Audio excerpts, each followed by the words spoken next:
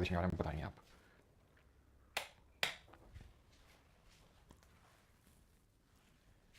ठीक है, बताइए जरा, what is the composition of the Lok Sabha? Members of the Lok Sabha are directly elected by the people of India. Yes. First past the post system. The maximum strength of the Lok Sabha is 552. Yes. जो maximum strength होती है लोकसभा की 552 होती है। अच्छा ठीक है, कितनी होती है? 550, 550 होती है, 550 है ना। पहले 552 हुआ करती थी, लेकिन आफ्टर विच अमेंडमेंट इसको 550 कर दिया गया? आफ्टर 104th कॉन्स्टिट्यूशन अमेंडमेंट, जिससे कि आर्टिकल नंबर 330 में जो प्रोवाइडेड SC ST के रिजर्वेशन उसको 10 साल के लिए एक्सटेंड कर दिया गया, और जो एंग्लो इंडियंस के लिए प्रोवाइडेड था 30 आर्टिकल 331 के तहत उसको रिमूव कर दिया गया। ठीक है, all right. And then the third is the president nominates 12 members to the Lok Sabha. Again it is wrong, because 10-12 जितनी है, 12 जो नॉमिनेट होते हैं ये लोकसभा में नहीं बल्कि राज्यसभा में होते हैं। ठीक है, राज्यसभा में नॉमिनेट होते हैं। Question number 2, consider the following statement regarding Rajya Sabha. It is a permanent house and is not subject to resolution. Yes, it is a permanent house and it is not subject to resolution. It is a permanent house, that is why all members of the Rajya Sabha elected by the elected members of the state legislative assembly. जितने भी सारे members होते हैं राज्यसभा के are elected by the elected members of the state legislative assembly. 1/3 of its member retire after every 2 years। This is correct. This is wrong, because not all members, बल्कि जो 238 members होते हैं, 238 लोग होते हैं, वो इलेक्टेड होते हैं। ठीक है, फ्रॉम दी स्टेट की जो लेजिस्लेटिव असेंबली होती है वहाँ से, और जो 12 लोग होते हैं वो नॉमिनेटेड होते हैं। ठीक है, ये 12 कैसे होते हैं? 12 होते हैं नॉमिनेटेड। ठीक है, 12 नॉमिनेटेड होते हैं लिटरेचर, लिटरेचर, साइंस, आर्ट और सोशल सर्विस के फील्ड में। तो आंसर यहाँ पर हो जाएगा option number A 1 and 3 only. Consider the following statement regarding the speaker of the Lok Sabha. Speaker के बारे में स्टेटमेंट बताइए। यहाँ पे देखो, all members of the Rajya Sabha elected by the elected members of state legislative assembly, ये गलत है, बिकॉज 12 नॉमिनेटेड भी होते हैं इसलिए। ठीक है, 12 नॉमिनेटेड होते हैं। सर आपकी आवाज़ बिग बॉस वाले जैसे है, कहीं आप ही तो ना हो बेटा? ये तो पता चल जाएगा तुमको कुछ टाइम में। Consider the following statements regarding the speaker of the Lok Sabha. तो स्पीकर के बारे में कौन सा सही है? तो हमने स्टार्ट किया था, अगर आपको याद हो, याद है आपको? आज से सदियों पहले हमने कुछ पढ़ा था, ऑफिसर्स इन पार्लियामेंट है, जब तुम नींद के आगोश में डूबे हुए थे। Officers in parliament article number 89 से शुरू हुआ था। पहले जो ऑफिसर्स राज्यसभा के चेयरमैन और डिप्टी चेयरमैन के बारे में दिया हुआ था। देन ऑफिसर्स जो लोकसभा में होते हैं, स्पीकर, डिप्टी स्पीकर, उनके बारे में दिया हुआ था, है ना।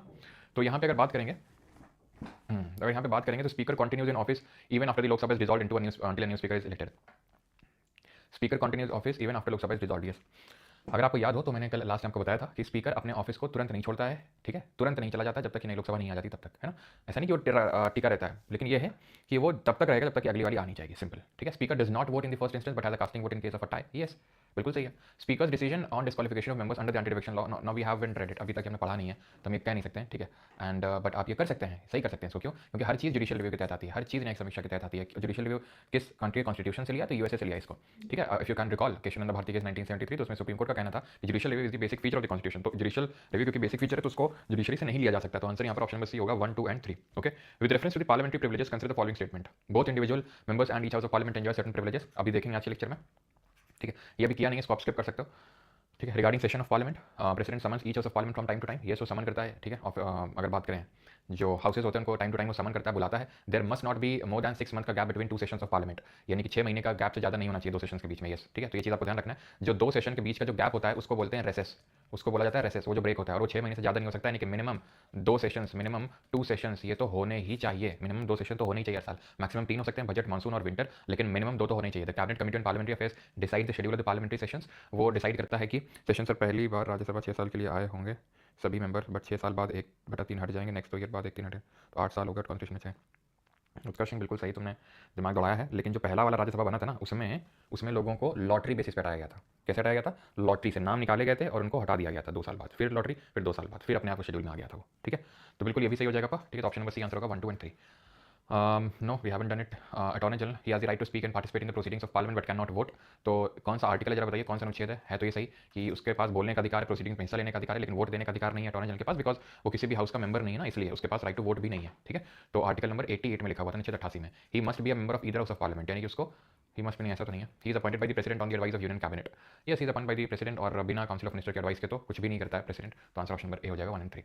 विद रेफरेंस टू द आखिरी क्वेश्चन है, powers of the parliament of India consider the following statement. Parliament can create और अबॉलिश, सभी नहीं पढ़ना है। ठीक है, parliament can change the name and boundaries of state. तो पार्लियामेंट नेम और बाउंड्री चेंज कर सकता है स्टेट की, तो ये बात आपकी बिल्कुल सही होगी, वो बाउंड्री और नेम चेंज कर सकता है। Parliament can not amend the constitution without the consent of the all states. No, कहीं कहीं पे अमेंडमेंट नीडेड होता भी है, जहाँ पे स्टेट की रैटिफिकेशन नीडेड होती है, वो सिर्फ आधे, एटलीस्ट आधे स्टेट की चाहिए होती है, सारे राज्यों की नहीं चाहिए होती है। कुछ अमेंडमेंट तो ऐसे हैं जैसे फंडामेंटल राइट कमेंट करना है, डीपीएसपी कमेंट करना है, वहाँ तो स्टेट से पूछना तक नहीं है। मैं आपको ये चीज़ पढ़ाऊंगा, लेकिन बाद में जब आप आज का लेक्चर समझ लेंगे ना, पूरा लेजिस्लेटिव प्रोसीजर किस तरीके से होता है, तब आपको थोड़ा अच्छे से समझ में आएगा वो चीज़। ठीक है, तो पहला वाला जो स्टेटमेंट है वो सही है, लेकिन अभी पढ़ा नहीं हमने। ठीक है, तो आंसर यहाँ पर option number A 1 and 2 only होगा ना। अब हम वहाँ से शुरू करेंगे जहाँ से हमने कल खत्म किया था। ठीक है, तो शुरू करते हैं जहाँ से हमने कल खत्म किया था। आर्टिकल 101 सीटों की रिक्ति। वेकेशन ऑफ सीट, कल हमने 100 तक देख लिया था। 100 में हमने देखा था फर्स्ट क्लास में किस तरीके से वोटिंग होती है पार्लियामेंट में, वोटिंग देखा था। एंड क्लास 3 में हमने कोरम देखी थी, गनपुर जिसको बोलते हैं हिंदी में। Now from the article number 101, 101 रुपये के प्रसाद चलाते हुए हम लोग आज की क्लास स्टार्ट करेंगे। फोकस अपना बैक टू क्लास ले आएंगे, ठीक है। जिन लोगों का फोकस कमेंट में है, हिंदी बोल के बैच लिया और आप हिंदी पर ध्यान नहीं दे रहे हैं, ये क्या लिखा हुआ है, हिंदी पर ध्यान नहीं दे रहे हैं, रोने क्या, तो छोड़ दो। आई नो कि वो वाले जो क्वेश्चन रहते हैं स्टार्टिंग में वो सिर्फ इंग्लिश में रहते हैं, वो रिवीजन वाले हैं, ठीक है। वो भी कल से हिंदी में हो जाएंगे, ठीक है। ये हिंदी में पूरा टेक्स्ट हिंदी में रहता है, नॉट इवन सिंगल थिंग जो हिंदी में ना रहती हो, ठीक है। जितने भी एमसीक्यूज करते हैं वो सारे हिंदी में रहते हैं। अभी भी रोना है तो रोते रहो, ठीक है। उसका तो कुछ इलाज नहीं है। हिंदी में बोलने लगेंगे, इंग्लिश वाले रोने लगेंगे कि हमने इंग्लिश का समझ के बैच लिया था, आप तो इंग्लिश पे ध्यान ही नहीं दे रहे हैं। अब ध्यान क्या नहीं दे रहे हैं, पॉज करके अगर कहीं दिक्कत आ रही है समझाने में, ये जो मैं बोल रहा हूँ मेरी जो बोलचाल की भाषा, इसमें तो अंग्रेजी का इस्तेमाल नहीं कर रहा हूँ। टेक्स्ट हाँ कुछ टर्म्स है इंग्लिश में, तो हिंदी में इसलिए लिखे तो हुए नीचे, या तो मैं उसमें बोलने में तुम्हारा टाइम वेस्ट करूँ। जो आधे लोग सो रहे हैं वो, ठीक है, जो आधे लोग जब भी रहे जो फोकस करके पढ़ते हैं उनका वो भी बोर हो जाएंगे कि क्या है, ठीक है समझ गया, बताओ तो उसका मतलब क्या है। खैर, वेकेशन ऑफ सीट पे आते हैं। किस केस में सीटों की रिक्ति हो सकती है। No person shall be member of both of parliament. पहला केस है जिसमें कि सीट वेकेट हो जाएगी कि अगर आप both of parliament, Lok Sabha Rajya Sabha के आप दोनों के मेंबर हुए तो आपकी सीट वेकेट हो जाएगी। तो आपको करना क्या है, आपको बताना है आपको किसका मेंबर होना है, नहीं तो आपकी राज्यसभा की सीट चली जाएगी। अगर आपने बताया नहीं तो within stipulated time period. No person can be member of the state legislature and member of parliament, कि आप स्टेट लेजिस्लेचर के भी मेंबर हैं, यानी कि विधानसभा या विधान परिषद में किसी सदन के सदस्य हैं, और साथ ही साथ आप सांसद भी बन गए, यानी विधायक भी हैं सांसद भी हैं। तो आपको बताना होगा विद इन स्टिपुलेटेड टाइम, नहीं तो आपकी सांसद ही चली जाएगी, यानी कि आपकी पार्लियामेंट की सीट चली जाएगी। जैसे कि अखिलेश यादव पहले से एमएलए थे, ठीक है, पहले से एमएलए थे।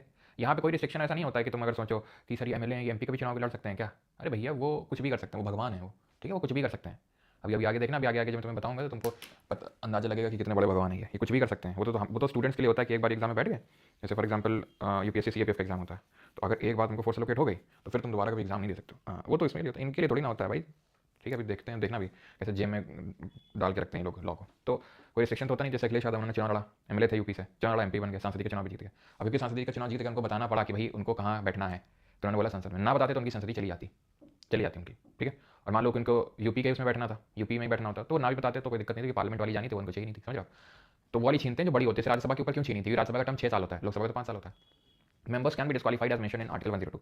डिस्क्वालिफिकेशन कैसे होगा, 102 में लिखा हुआ है, if a member of either of the office of the parliament is absent. और एक और होता है, ठीक है, अगर आप 2 सीट के लिए चुनाव जीत गए हैं तो आपको बताना पड़ेगा कि किस सीट से रिप्रेजेंट करना है आपको, नहीं तो दोनों सीट उड़ेंगी आपकी। जैसे कि आपने देखा होगा मोदी जी हैं, राहुल गांधी हैं, ये क्या करते हैं, 2 सीट से चुनाव लड़ते हैं, अमेठी से, ठीक है, तो चला रायबरेली से लड़ दी और वायनाड से लड़ दी, वाराणसी से लड़ दी है, और गुजरात में एक से लड़ ली है। तो बताना होगा कि किस कॉन्स्टिट्यूएंसी को रिप्रेजेंट करेंगे, रायबरेली को, वायनाड को, नहीं बताया दोनों जाएंगी, वैसे तो बता देते हैं, ठीक है। If a member of the house of the parliament is absent without the permission for a period of 60 days, the house में डिक्लेयर सीट वैकेंट। बिना बताया अगर 60 दिन से ज्यादा एब्सेंट रहे, कि सदन चल रहा है, सदन की कार्रवाई चल रही है, सेशन में है हाउस, लेकिन अब 60 दिन से बिना बताया एब्सेंट है, बता के जाओ कोई दिक्कत नहीं, बिना बताया अगर एब्सेंट है आपकी सीट वैकेंट हो जाएगी, ठीक है। ऑलराइट, ये तो हो गया किस किस केस में सीट वैकेंट होगी, ओके। उसमें एक क्लॉज था कि अगर आपका डिस्क्वालीफाइड हो गया, अगर आपका डिस्क्वालिफिकेशन हो गया तो भी आपकी सीट वैकेंट हो जाएगी। अब हम देखेंगे कि डिस्क्वालिफिकेशन होता किस तरीके से है, ठीक है। A person shall B disqualified for membership if, ठीक है, किसी व्यक्ति को सदस्यता के लिए अयोग्य घोषित कर दिया जाएगा यदि, किस केस में अयोग्य घोषित कर दिया जाएगा, अगर वो ऑफिस ऑफ प्रॉफिट को होल्ड करता है, ठीक है, यानी कि अगर वो लाभ का पद धारण किए हुए है तो, एक सेकंड रुकिएगा बस, ठीक है,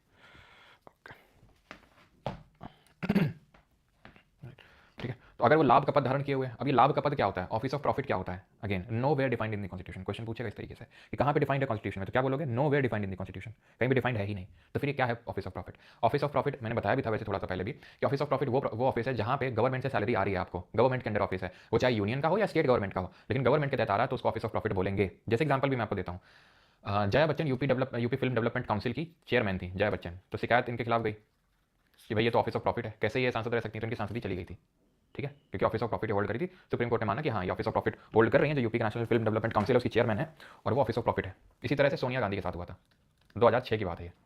तो सोनिया गांधी क्या है कि ये एक चेयरपर्सन थी, नेशनल एडवाइजरी काउंसिल हुआ करती थी, ठीक है, और साथ ही साथ एक नेशनल इंटीग्रेशन काउंसिल हुआ करती थी। शिकायत गई, पिटीशन फाइल हुई, किनका डिस्क्वालिफिकेशन होना चाहिए, आर्टिकल 102 क्लॉज 1 के तहत, क्लॉज 1 सब क्लॉज 1 के तहत, ऑफिस ऑफ प्रॉफिट बिकॉज ये होल्ड कर रही है। इलेक्शन कमीशन के पास गया मैटर, ठीक है, तो इलेक्शन कमीशन के पास गया मैटर, तो उन्होंने बिना वेट किए हुए अपने आप ही रिजाइन दे दिया, ठीक है, अपने आप ही रिजाइन दे दिया। इससे क्या हो गया, अब लोगों को तो घंटा ही पता है कि भाई क्या ही होता है, क्या होता है ऑफिस ऑफ प्रॉफिट, क्या नहीं होता है, लोगों को क्या पता है, नहीं पता है लोगों को, तो क्या ही, ठीक है। तो लोग लगता है हो सोनिया गांधी रिजाइन कर दिया, वाह वाह, तो क्या है, उन्होंने पॉलिटिकल मूव भी खेल लिया, उनको पता था डिस्क्वालिफिकेशन तो हो ही जाना है क्योंकि ऑफिस ऑफ प्रॉफिट तो है दोनों, तो उन्होंने पॉलिटिकल मूव खेलते हुए रिजाइन कर दिया। एंड फिर से चुनाव मतलब बड़ा बाई इलेक्शन होता है, बाई इलेक्शन का मतलब होता है कहीं तो सीट वैकेंट होती है, कहीं ना कहीं सीट वैकेंट होती है, किसी की डेथ हो गई, सीट खाली किसी कारणवश, वहाँ से चुनाव के लिए तो बाएं हाथ तक खेल है, फिर से सांसद या विधायक बनना कोई बड़ी बात नहीं है, ठीक है। तो फिर से ये बन गई, तो ये ऑफिस ऑफ प्रॉफिट होता है। कुछ एक्सेप्शंस भी होते हैं, ठीक है, there are some sorry there are some exceptions, और वो एक्सेप्शंस हैं प्रिवेंशन, ठीक है, prevention of disqualification act of 1959, 1959 का प्रिवेंशन ऑफ डिस्क्वालिफिकेशन एक्ट है, और इसमें ये लिखा हुआ है स्पेसिफिक पोस्ट इन लोगों ने मेंशन कर दिया है, ठीक है। ये ऑफिस ऑफ प्रॉफिट नहीं भाई, जैसे बता ना अपन, इनके तो बाएं हाथ तक खेल है भाई, बाएं हाथ तक खेल है। अच्छा ये आ रहा है, चलो इसको भी एग्जेप्शन में डाल देते हैं, इनके बाएं हाथ तक खेल है। तो जो मिनिस्टर हैं चाहे यूनियन के हो चाहे स्टेट के, ऑफिस ऑफ प्रॉफिट में नहीं आते हैं। Leader of opposition office of profit में नहीं आता है। लीडर ऑफ अपोजिशन कौन होता है, क्यों, who is leader of opposition, तो लीडर ऑफ पोजीशन वो होता है जो लार्जेस्ट ऑपोजिशन पार्टी होती है, जिसको एटलीस्ट 10% सीटें मिली हों, जिसको एटलीस्ट 10% सीटें मिली हों। जैसे कि आप ये मान लो 550 है, ठीक है, 10% कितना होगा 55, एटलीस्ट 55 सीट्स तो मिली हों। अगर 55 सीट भी नहीं मिली तो 2014-2019 में कांग्रेस के साथ क्या हुआ, कांग्रेस एमर्ज कर ही नहीं पाई, 10% से ज़्यादा सीट लेके आ ही नहीं पाई। तो लीडर ऑफ पोजीशन कोई था, मतलब काइंड ऑफ ऑपोजिशन का टैग तमगा ही मिसिंग था। अगर हम देखें 2014 के चुनाव हुए, 2019 के चुनाव हुए, अभी तो आपको पता 99 सीट्स लेके आए, तो ऑपोजिशन है। और लीडर ऑफ पोजीशन लोकसभा में राहुल गांधी है और राज्यसभा में मल्लिकार्जुन खड़गे हैं, ठीक है। लीडर ऑफ हाउस होता है प्रधानमंत्री, जिस भी ध्यान सुनना, लीडर ऑफ प्रिसाइडिंग ऑफिसर अलग होता है, पीठासीन अधिकारी अलग होता है उसका, वो स्पीकर होता है लोकसभा में, चेयरमैन होता है राज्यसभा में। लीडर ऑफ हाउस की बात कर रहा हूँ। प्रिसाइडिंग ऑफिसर जो है स्पीकर चेयरमैन, ये संविधान में लिखा हुआ है, आर्टिकल 89 याद करो, देखा था ऑफिसर्स इन द पार्लियामेंट, पढ़े थे कल। लेकिन लीडर ऑफ हाउस और लीडर ऑफ पोजीशन ये नहीं लिखा है कॉन्स्टिट्यूशन में, ठीक है। तो लीडर ऑफ हाउस कौन है, प्रधानमंत्री है, जिस भी हाउस का मेंबर है। जैसे मोदी जी लोकसभा के मेंबर हैं, तो leader of house of Lok Sabha is Modi ji, ठीक है। राज्यसभा में जिसको वो नेम करते हैं, जिसको वो नामांकित करते हैं, वो लीडर ऑफ हाउस हो जाएगा। कौन है भी बताओ leader of house in Rajya Sabha? और लीडर ऑफ पोजीशन जो सबसे बड़ी लार्जेस्ट पार्टी आई है ऑपोजिशन में, वो, लेकिन एटलीस्ट 10% सीट तो उसके पास भी होनी चाहिए, जबकि कांग्रेस के पास नहीं थी 14-19 में, ठीक है। तो ये चीज समझ आ गई। तो ऑफिस ऑफ प्रॉफिट में एग्जेम्पशन है आपके, यूनियन मिनिस्टर हो गया, मिनिस्टर ऑफ स्टेट हो गया, लीडर ऑफ पोजीशन हो गया, ठीक है, नेशनल एडवाइजरी काउंसिल का चेयरमैन, एनडीएमए का चेयरमैन, ठीक है, जो एनएचआरसी वगैरह होते हैं, ह्यूमन राइट्स कमीशन वगैरह, इनके चेयरमैन, ये सब ऑफिस ऑफ प्रॉफिट में नहीं आते हैं, ठीक है। क्लियर यहाँ तक? ऑलराइट। तो यहाँ पर एग्जेम्पशन लिस्ट मेंशन है, किसी भी यहाँ तक कोई डाउट तो नहीं है? JP Nadda, yes yes Nadda ji. Sir बड़े बड़े मिनिस्टर्स लोकसभा का मेंबर होना क्यों प्रेफर करते हैं? ये तो क्वेश्चन थोड़ा अजीब सा लगा मुझे शुभम जी, कि बड़े बड़े मिनिस्टर लोकसभा का मेंबर होना क्यों प्रेफर करते हैं। भैया जो चुनाव जीत के आते हैं लोकसभा का, वही मिनिस्टर बनाए जाते हैं, सिंपल। लेकिन क्या राज्यसभा का नहीं बनाया जा सकता? बनाया जा सकता है, बिल्कुल बनाया जा सकता है, ठीक है, बिल्कुल बनाया जा सकता है। लेकिन लोकसभा वाले क्या है, वो लोगों का वो जीत के आए हैं, ठीक है, कॉन्फिडेंस जीत के आए हैं, तो उनको मिनिस्टर बनाया जाता है। और फिर नहीं बनाया जाएगा तो फिर अगली बार जैसे मान लो कि मिनिस्टर नहीं बनाया, तो बोलेंगे बीजेपी हम छोड़ रहे हैं, हम कांग्रेस में जा रहे हैं, नहीं बना रहे मिनिस्टर। तो और वैसे बात, उनको भी बहुमत चाहिए, ठीक है, उनको भी। महुआ मोइत्रा पप्पू की क्वालिफिकेशन, अच्छा। राहुल गांधी कैसे डिस्क्वालीफाई हो गए थे? वो बताते हैं भी कैसे डिस्क्वालीफाई हो गए थे। तो ऑफिस ऑफ प्रॉफिट में तो डिस्क्वालीफाई नहीं हुए थे राहुल गांधी। क्या अनसाउंड माइंड के थे, मानसिक रूप से अस्वस्थ घोषित हो गए थे? ऐसा भी नहीं था, ठीक है। ही इज एन इनडिस्चार्ज इंसॉल्वेंट, यानी अगर कोई सक्षम नहीं है, न्यायालय ने उसको ये किया कि मानसिक रूप से अस्वस्थ है, तो फिर हटाया जा सकता है। अनडिस्चार्ज इंसॉल्वेंट का मतलब उसको दिवालिया घोषित हो गया है। इंसॉल्वेंट का मतलब ये है कि अब वो अपने लोन नहीं चुका पा रहा है। जैसे मान लिया, तुम्हें पता है वो राज्यसभा का मेंबर था, भैया सांसद रह चुका है वो आदमी, राज्यसभा का मेंबर।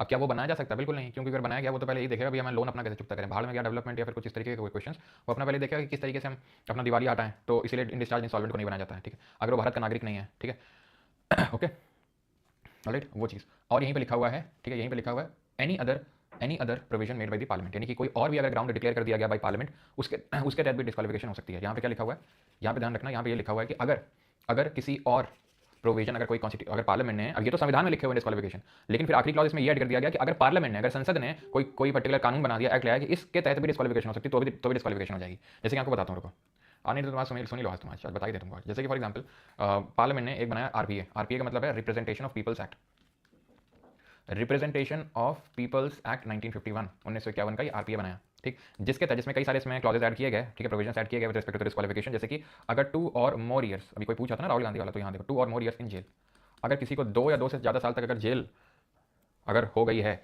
तो वो भी चुनाव नहीं लड़ सकता है। अच्छा, कब तक नहीं लड़ सकता है? देखो लालू चारा चोर उर्फ, ठीक है, तो चारा चोर जो है हमारे लालू जी जेल से निकल के आए, कब निकल के आए, क्यों लालू कब जेल से निकल के आए? तो लालू जो है बेल मिली थी 2021 में, ठीक है, 2021 में अभी आई थिंक वो बेल पे हैं, ओके, तो वो चलो छोड़ दो, ठीक है, वो तो भी बेल पे हैं 2021 में, क्योंकि वो जेल काट ही रहे हैं, ठीक है। तो इसमें प्रोविजन ये है, RIP अमेरिकन इंग्लिश, कमेंट तो मैंने देखा ही नहीं, ज़्यादा सही है, ठीक है। तो 2 और मोर ईयर्स इन जेल, 2 या 2 से ज़्यादा अगर जेल हो गई है इससे, तो चुनाव आप नहीं लड़ सकते हैं, डिस्क्वालीफाई हो जाएंगे। कब तक के लिए? जब तक आप जेल में, तब तक 3 साल, 4 साल, 5 साल, 6 साल, और जेल से निकलने के 6 साल बाद तक, यानी अगर आपको 2 साल की जेल हुई है तो 8 साल तक आप चुनाव लड़ सकते हैं, 4 साल की जेल हुई आप 10 साल तक चुनाव नहीं लड़ सकते हैं, ठीक है। जैसे कि एक मैं लेकिन आपको लगता होगा यार बहुत सही कानून है यार, ऐसे तो हमारे कितने सारे सांसद विधायक जिनके खिलाफ तो जो है कोई मर्डर, कोई रेप, कोई न जाने क्या क्या करते रहते हैं लोग, ठीक है, लेकिन तुम रेयरली सुनते हो कि डिस्क्वालिफिकेशन हो गई, क्योंकि जेब में रखते हैं भाई कानून को अपने। ये एग्जाम्पल देते हैं, फेमस एग्जाम्पल, पहले राहुल गांधी वाला बताते हैं, फिर बताते हैं। राहुल गांधी के साथ ये हुआ था कि सारे मोदी चोर हैं, तो डिफेमेशन केस फाइल हो गया था इनके खिलाफ कि भाई डिफेम कर रहे हैं मोदी सर ने इनको यहाँ, ठीक है, क्योंकि उनका यहाँ वहाँ पे वो कहना था कि नीरव मोदी, नरेंद्र मोदी ये सब चोर हैं, लेकिन फाइल कर दिया इस हिसाब से कि ये बोल रहे हैं कि सारे मोदी चोर हैं। ऑब्वियसली वो तो मतलब नहीं होगा, कौन ही अपना वोट बैंक खत्म करना चाहेगा, लेकिन उनको हो गया, ठीक है, मतलब सेंटेंस कर दिया गया 2 साल के लिए जेल, ठीक है, डिफेमेशन केस में, एंड ही वॉज डिस्क्वालीफाइड, तुरंत डिस्क्वालिफिकेशन होता है। लेकिन सुप्रीम कोर्ट ने उसको विदहेल्ड कर दिया, ठीक है, उसको विदहेल्ड कर दिया, जो हाई कोर्ट के रूलिंग्स थे उसको विदहेल्ड कर दिया, तो डिस्क्वालिफिकेशन वो फिर हुआ नहीं। एग्जाम्पल मैं तुम्हें देता हूँ जयललिता, किस तरीके से ये लोग कुछ भी कर सकते हैं। तो जयललिता जयललिता जो है, जानते होगे तुम लोग सभी, साउथ की फेमस एक्ट्रेस भी रह चुकी हैं। 2001 में आई थिंक था, 2001 में एक तो कोई केस था, लैंड का केस था, ठीक है, टंसी केस था वो शायद, टंसी टंसी, ठीक है। तो इनको सज़ा सुनाई गई, सज़ा सुनाई गई, आई थिंक 2 साल या 2 साल से ज़्यादा की थी, ठीक है। तुरंत डिस्क्वालीफाइड, ठीक है, तुरंत डिस्क्वालीफाइड। एंड फिर जब चुनाव हुए कुछ टाइम बाद तमिलनाडु में, ठीक है, अब क्योंकि डिस्क्वालीफाइड है, पहले तो उन्होंने इलेक्शन कमीशन ऑफ इंडिया में पिटीशन फाइल करी, एक ट्रिब्यूनल, एक स्पेशल कोर्ट थी जिसने कि फैसला सुनाया था लैंड केस में कि उन्होंने जबरन तरीके से भूमि अधिग्रहण किया और वो सारी चीज़ें, तो चुनाव नहीं लड़ सकते। इलेक्शन कमीशन ऑफ इंडिया में गई, मना कर दिया उसने कि नहीं आप चुनाव तो नहीं लड़ सकते हो। चुनाव इनकी पार्टी जीत गई, चुनाव इनकी पार्टी जीत गई, ये इन्होंने चीफ मिनिस्टर पद ग्रहण कर लिया। बिना चुनाव जीते कैसे चीफ मिनिस्टर बन गए ये मत पूछना तुम हमसे। 75 क्लॉज 5 कोई भी मिनिस्टर बन सकता है 6 महीने के लिए बिना किसी हाउस के मेंबर हुए भी, तो चीफ मिनिस्टर बन गई। सुप्रीम कोर्ट ने बोला ना ना ना ना, कैसे, हटिए वहाँ से, बिना मतलब डिस्क्वालीफाइड जो मेंबर है वो चीफ मिनिस्टर नहीं बन सकता, हटिया वहाँ से, हट गई, हटना पड़ा, पनीर सेल्वम बने मुख्यमंत्री। 75 क्लॉज 5 वो सेंटर से डील करता है, ये मैं तुमको स्टेट का बता रहा हूँ, तो उसमें 164 वाला आर्टिकल है जो हम देखेंगे, ठीक है, तो इतना समझ के चला करोगे, सेंटर में जिस तरह चीज़ें काम करती हैं वैसे स्टेट में भी करती हैं। सेंटर में जैसे प्राइम मिनिस्टर होता है वैसे चीफ मिनिस्टर होता है, सेंटर में जैसे प्रेसिडेंट होता है वैसे गवर्नर होता है। सुप्रीम कोर्ट ने हटा दिया, ठीक। फिर इन्होंने क्या किया, मद्रास हाई कोर्ट की है, ठीक है, मद्रास हाई कोर्ट ने बोला मैडम जी आप कैसे, मतलब मैडम जी के सारे जितने भी चार्जेस सारे क्विट कर दिए, सारे हटा दिया, सारे हटा दिया, डिस्क्वालिफिकेशन गॉन। हो सकता है आपके मन में डाउट है कि सुप्रीम कोर्ट ने बोल दिया था फिर भी मद्रास हाई कोर्ट ने क्यों कर दिया। सुप्रीम कोर्ट ने डिसीजन नहीं दिया था, डिसीजन वो स्पेशल कोर्ट ने 2001 में दिया था कि आप जो है आप खिलाफ जो चार्जेस हैं वो सही प्रूव हुए हैं और आप डिस्क्वालीफाइड हैं, 2 साल की जेल है, इस तरीके से। सुप्रीम कोर्ट ने तो सिर्फ इतना बोला था कि डिस्क्वालीफाइड वाला चीफ मिनिस्टर नहीं बन सकता है, लेकिन मद्रास वाले ने बोल दिया कि डिस्क्वालीफाइड तो है ही नहीं। जो 2001 में स्पेशल कोर्ट ने सुनाया था फैसला वो कुछ गलत था, वो कुछ गलती हुई थी उनसे, कुछ कोई दिक्कत नहीं है, आप लड़ी चुनाव। आता है 2014 2014, इनको 4 साल की जेल सुनाई जाती है, 4 ईयर्स की। पेपर में कहीं नहीं पूछेगा लेकिन समझने के लिए बता रहा हूँ, ठीक है, फील लेने के लिए। 4 साल की जेल और 100 करोड़ का जुर्माना ठोका गया इन पर, ठीक है, क्योंकि गलत तरीके से इन्होंने संपत्ति एक्वायर करी थी, बहुत ज़्यादा बेशुमार संपत्ति। 4 साल की जेल और 100 करोड़ का जुर्माना लगा था। अब समझ सकते हो कितना भयंकर केस होगा। क्या हुआ, कर्नाटक हाई कोर्ट ने बोला मैडम जी आप इतनी दिक्कत क्यों है, एक्विट कर दिया भाई, स्पेशल कोर्ट ने यहाँ पे सुनाया था फैसला, एक्विट। तो जेब में जब आपके हाथ में कानून हो तो फिर आप कुछ भी करें, कोई फर्क पड़ता नहीं है। ऐसा मतलब 4 साल की जेल और 100 करोड़ का जुर्माना ठोका गया था, पूरी तरीके से बरी कर दिया। चलो ये नहीं कि चलो ये हटा दो कि चलो 3 साल की जेल दो, ना ना ना, कुछ नहीं, फ्री एकदम, जा सिमरन जेल अपनी जिंदगी। एंड देन दे से कि जुडिशरी इज नॉट बायस्ड और जुडिशरी इज इंडिपेंडेंट, फलाना टिमका। खैर with all respect to judiciary, बड़े खतरनाक लोग हैं, खतरनाक तो है, समझ रहे हो भाई। ऐसे ही थोड़ी ना कहा गया है कि पैसा हो तो भाई क्या कुछ नहीं हो सकता है। प्लास्टिक सर्जरी तो बहुत छोटी चीज़ हो भाई, तुम देख रहे हो। और अभी मैं रिसेंट में देख रहा था, कोई तो था आदमी, उसने कुछ तो 200 रुपये से भी कम का उसने कुछ किया था, 200 रुपये से भी कम का कुछ ऐसा। बेचारा जाने कितने साल, 20 से भी ज़्यादा साल, पता नहीं 37-17 साल ऐसा कुछ तो था, 27 साल, इतने साल जेल में वो काट गया, बूढ़ा हो गया जवान से। ये जुडिशरी हमारी जो इतनी इंडिपेंडेंट है ना। चलो आर्टिकल 102 क्लॉज 2, यही नहीं अभी और सुनिए, ठीक है, गलत बात है सर, गलत बात तो, लेकिन क्या कर सकते हैं, ठीक है भाई। जो लॉ होते हैं ना वो भेड़ों, हम और आप जैसे भेड़ों के लिए होते हैं, ठीक है, चींटियों के लिए होते हैं, राजा के लिए नहीं होते, समझे। कानून राजा के लिए नहीं बने होते हैं। Disqualification under the 10th schedule, अभी यही नहीं और सुनिए अभी, और किससे तुम्हें सुनने को मिलेंगे। तो ये डिस्क्वालिफिकेशन डिसाइड कौन करता है, डिस्क्वालिफिकेशन तो ये प्रेसिडेंट डिसाइड करता है, ध्यान रखना, ठीक है। Disqualification is decided by president on recommendation of election commission of India. Disqualified कोई है नहीं है, मैं लिख देता हूँ, ठीक है। Disqualification is decided by president, लेकिन अगेन खुद से डिसाइड नहीं करेगा, यहाँ इलेक्शन कमीशन ऑफ इंडिया की रिकमेंडेशन लेगा after taking recommendation from president, ठीक है। नोट्स वाले भैया इसको ऐड कर देंगे इसको उसी में, ठीक है। चलो तो आर्टिकल 102 क्लॉज 2 पे आते हैं। ये डिफेक्शन की बात करता है। डिफेक्शन क्या होता है, दल बदल के आधार पे अयोग्य घोषित करना। समझिए ध्यान से, दल बदल में अभी क्या पढ़ रहे थे, पगला गया, दिवालिया हो गया, भारत का नागरिक नहीं है, या फिर आरपीए 1951 में अगर कुछ लिखा हुआ, जैसे ये मैं बता रहा था ना 2 साल जेल, और ये सेक्शन 8 है आरपीए का, सेक्शन 8 में लिखा हुआ है कि 2 साल या उससे ज़्यादा जेल हो गई तो आप डिस्क्वालीफाइड है, ओके। ये डिफेक्शन की बात करता है। डिफेक्शन क्या होता है, हमने दूसरी क्लास में पढ़ा था जब शेड्यूल पढ़ रहे थे, 10th शेड्यूल, फिर हमने आई थिंक बीच में फिर कहीं जिक्र हुआ था, है ना, हाँ हुआ था जिक्र 90 जब हम पढ़ रहे थे आर्टिकल 75 का क्लॉज 1 का सब क्लॉज बी, वहां पर हमने पढ़ा था कि जो 94 अमेंडमेंट ऐड किया गया था कि अगर कोई मिनिस्टरशिप से डिस्क्वालीफाई है, सॉरी कोई डिफेक्शन के ग्राउंड में डिस्क्वालीफाई है तो मिनिस्टरशिप से भी डिस्क्वालीफाई हो जाएगा। यही पढ़ा था हमने, ठीक है, यही पढ़ा था। अब आप तुम मतलब समझ लो डिफेक्शन का मतलब होता क्या है। इसका मतलब होता है अगर कोई इंडिपेंडेंट मेंबर कोई पॉलिटिकल पार्टी ज्वाइन कर ले, ठीक है, एक सेकंड रुको, नीचे से शुरू करो। इसका मतलब होता है if the member voluntarily gives up the membership of the party on whose ticket he has been elected, यदि सदस्य स्वेच्छा से उस पार्टी की सदस्यता छोड़ देता है जिसके टिकट पर वह चुना गया था। टिकट पे चुना गया था बीजेपी के, ठीक है, बीजेपी के टिकट पे चुना गया था, लेकिन उसने किया क्या, छोड़ के कांग्रेस में चला गया। कांग्रेस से चुना गया था लेकिन छोड़ के बीजेपी में चला गया, तो डिस्क्वालिफिकेशन हो जाएगा। If he votes contrary to the direction of his party, यदि वह अपने दल के निर्देश के विपरीत वोट देता है, दल ने बोला ये करो, वो कर देता है वो, ठीक। उदाहरण देते हैं आपको, उदाहरण है जैसे एक सेकंड रिकॉल करने दो, कहाँ का वो था, स्टेट था वो,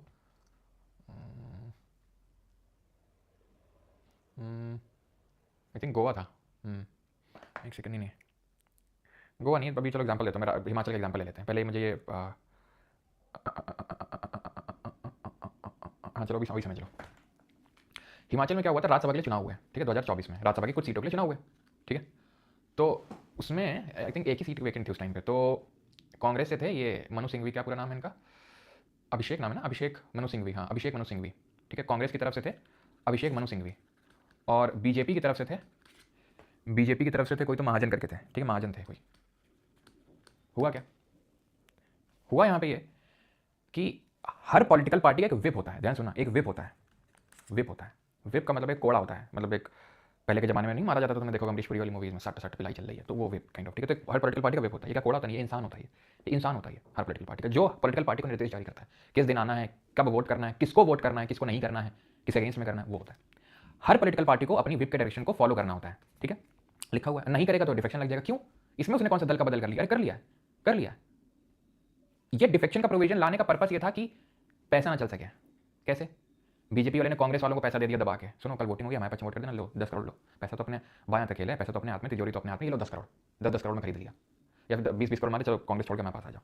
तो ये इनस्टेबिलिटी लाएगा डेमोक्रेसी में, डेमोक्रेसी को गंदा करेगा, नीचता के ओर लेके जाएगा। तो डिफेक्शन को लेके आएगा 52nd अमेंडमेंट से 10 शेड्यूल में जोड़ा गया। अब ये सारी चीजें तो बताने की जरूरत ना होनी चाहिए, पहले पढ़ चुके हैं, ठीक।